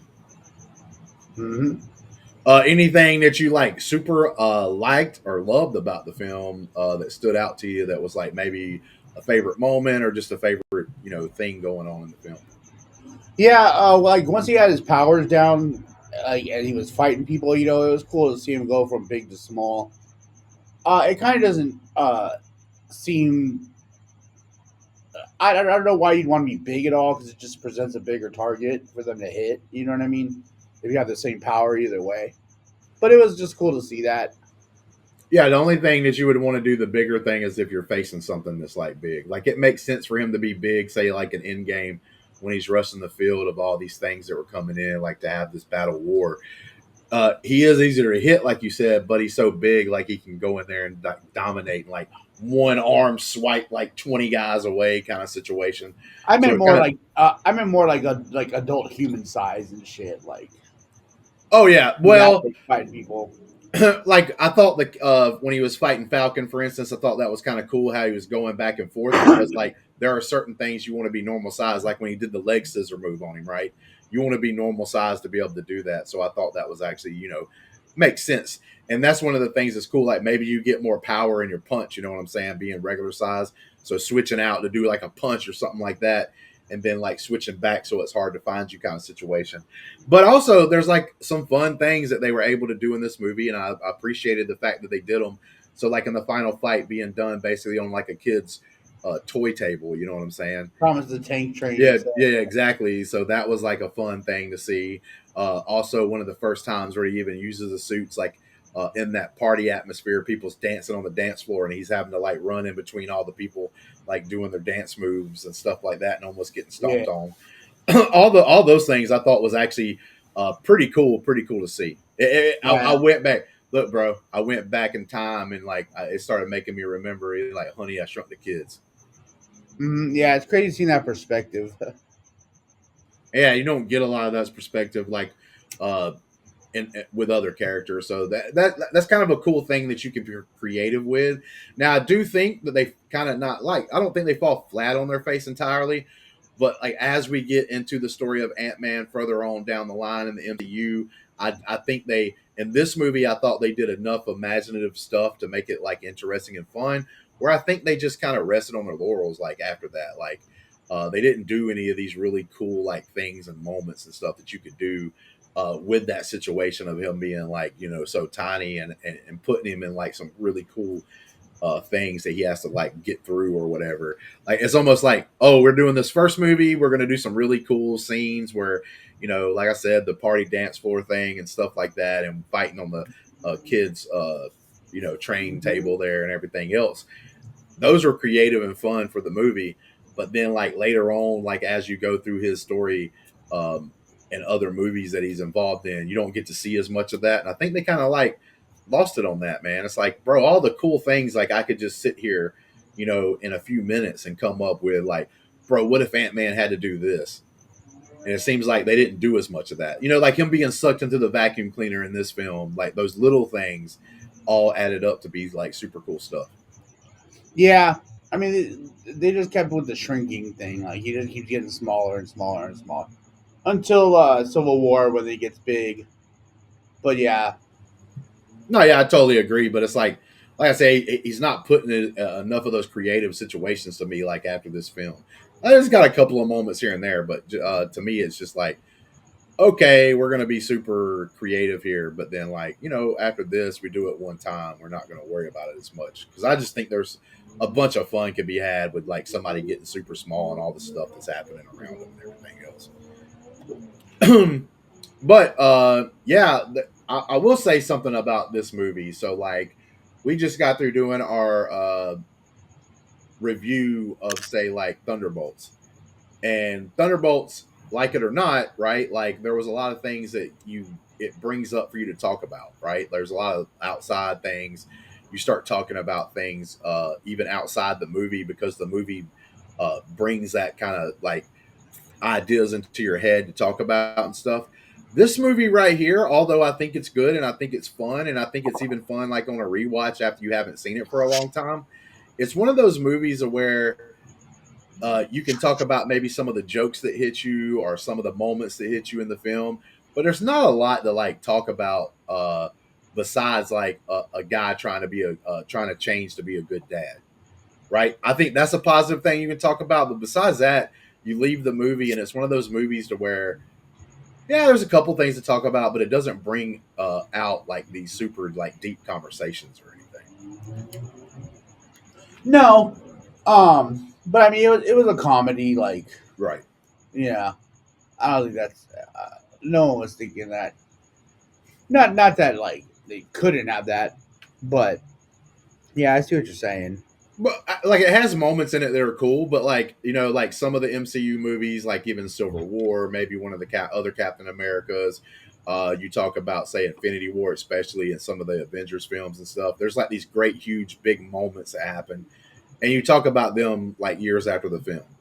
Most of the time, you only talk about Ant-Man if you're doing something like we're doing, where we're going back and rewatching it, or maybe you yourself was just, you know what, I enjoyed Ant-Man back in the day. I'm going to watch it again, and maybe you talk about it with a friend or something like that. But it's just not a huge amount to go back to be like just to talk about Ant-Man randomly. You know what I'm saying? It usually doesn't get brought up unless you're talking about a broad MCU topic, and somebody may throw Ant-Man out there, or you're talking about another film that he's involved in. But a lot of your other films, like Iron Man, gets talked about a lot because it was the first one, obviously, that started out the gate, and you'll talk about some of the other characters. But Ant-Man kind of gets left behind a little bit. Yeah, for sure. I mean, he was always a D-list character there, so Yeah, D-list enough that like in Ant-Man Quantumania or whatever, one of my biggest problems is like you got Ant-Man, you got this guy who's so powerful that he's beaten like the Avengers and other planets and other worlds, like their own version of Avengers, But then you got Ant-Man that's basically beating that guy by himself. It's like, bro, get out of here. Yeah. Ant-Man, bro, he like, fifth on the team or something. You know what I'm saying? Like, if you was picking, you ain't picking Ant-Man first. You get Even like some the of way these they other brought characters. him back in Infinity War, like by the rat hitting the switch on the van, and shooting him out of that machine. Like, Yeah, that was just ridiculous. yeah. The ridiculous happen chance that you have to have at that very moment for even any of that to happen was crazy. Yeah. It was such an afterthought, and then to bring in like, oh, he sees his daughter 5 years later and all this shit. Like, who cares? All right. We did have an after credit scene, just like any other MCU film, and it was about Captain America seeing that the Winter Soldier is actually still alive and everything else. So it kind of starts leading into the Civil War aspect of it. It wasn't like a super big thing, but it was still kind of big. You know what I'm saying? Like, I remember seeing it going like, oh shit, what's going to go down? What'd you think about the end credit scene? Wait, which one was it again? It's the one at the very end of the film where you see Captain America like walk into a room and it's got like the Winter Soldier. He's like alive and he's sitting there. Like, what'd you like as far as the grand scheme of things when you remember watching that maybe for the first time? Because we know where the story goes now. Obviously, we're hindsight going back, but what did you actually think about like that moment when you saw it the first time? Did you get excited like, oh shit, the Winter Soldier's still there, Captain America? Maybe they're teaming up, and we probably even had rumors back in those days like about Civil War happening already. Did it pump you up for Civil War and the stuff and the stories that were going to be told afterwards? Yeah, I didn't know anything about Civil War, but I was definitely happy to see Bucky back. Yeah, kind of got the same feeling. I remember knowing that they were going to do something with Civil War. Didn't know the complete story and everything else, but definitely didn't know it was going to be so Winter Soldier centric. When I say that, it's because Captain America and Iron Man is kind of fighting over the fact that Winter Soldier shouldn't even be allowed to be walking around, doing anything because of all the bad things that he had done over the years and stuff like that. So that's how it goes. Well, that being said, like I said, this one is going to be shorter than some of our others just because, hey, it's just me and Matt, with our couple of critiques and couple of things to talk about the film. And like I said, this is a movie that is enjoyable. It's got fun factor involved in it, but like it's not like a really deep like conversational style movie. It's like, yeah, man, I like that movie, and maybe you bring up one or two little moments that you liked about the film, but it's not like something you're going to deep dive into. But with that being said, Matt, what is the score that you actually going back and doing the rewatch? What are you giving this movie score wise? 4.5. I mean, not 4.5. Sorry, 4 out of 5. He says, I like it. I don't like it that much. I'm going 3.5 on this. And if you don't know, guys, if you're watching these, we're doing 1 out of 5 scores because we're doing like letterbox with these. So whenever we do one of these reviews, we get an aggregate score of like all the people on the team, the people on the panel, and some of the people that may not be able to be involved in this particular one. They still give us a score. We take an average of it basically. And that's what our letterbox score is. So if you want to go check that out, you can go to our letterbox. You can also join us with Patreon, do all those good things. Our Discord's free. You can jump in there and get involved in some of the discussions behind the scenes and just have fun, basically talking with friends and stuff like that. We do that stuff all the time. But yes, guys, thank you for being here. Thank you for watching. Please like, subscribe, do all those great things. And till next time. Man, I was trying to think of something creative to say. Can't think of a damn thing. Well, until next time. Peace. Oh, bro. I'm stupid.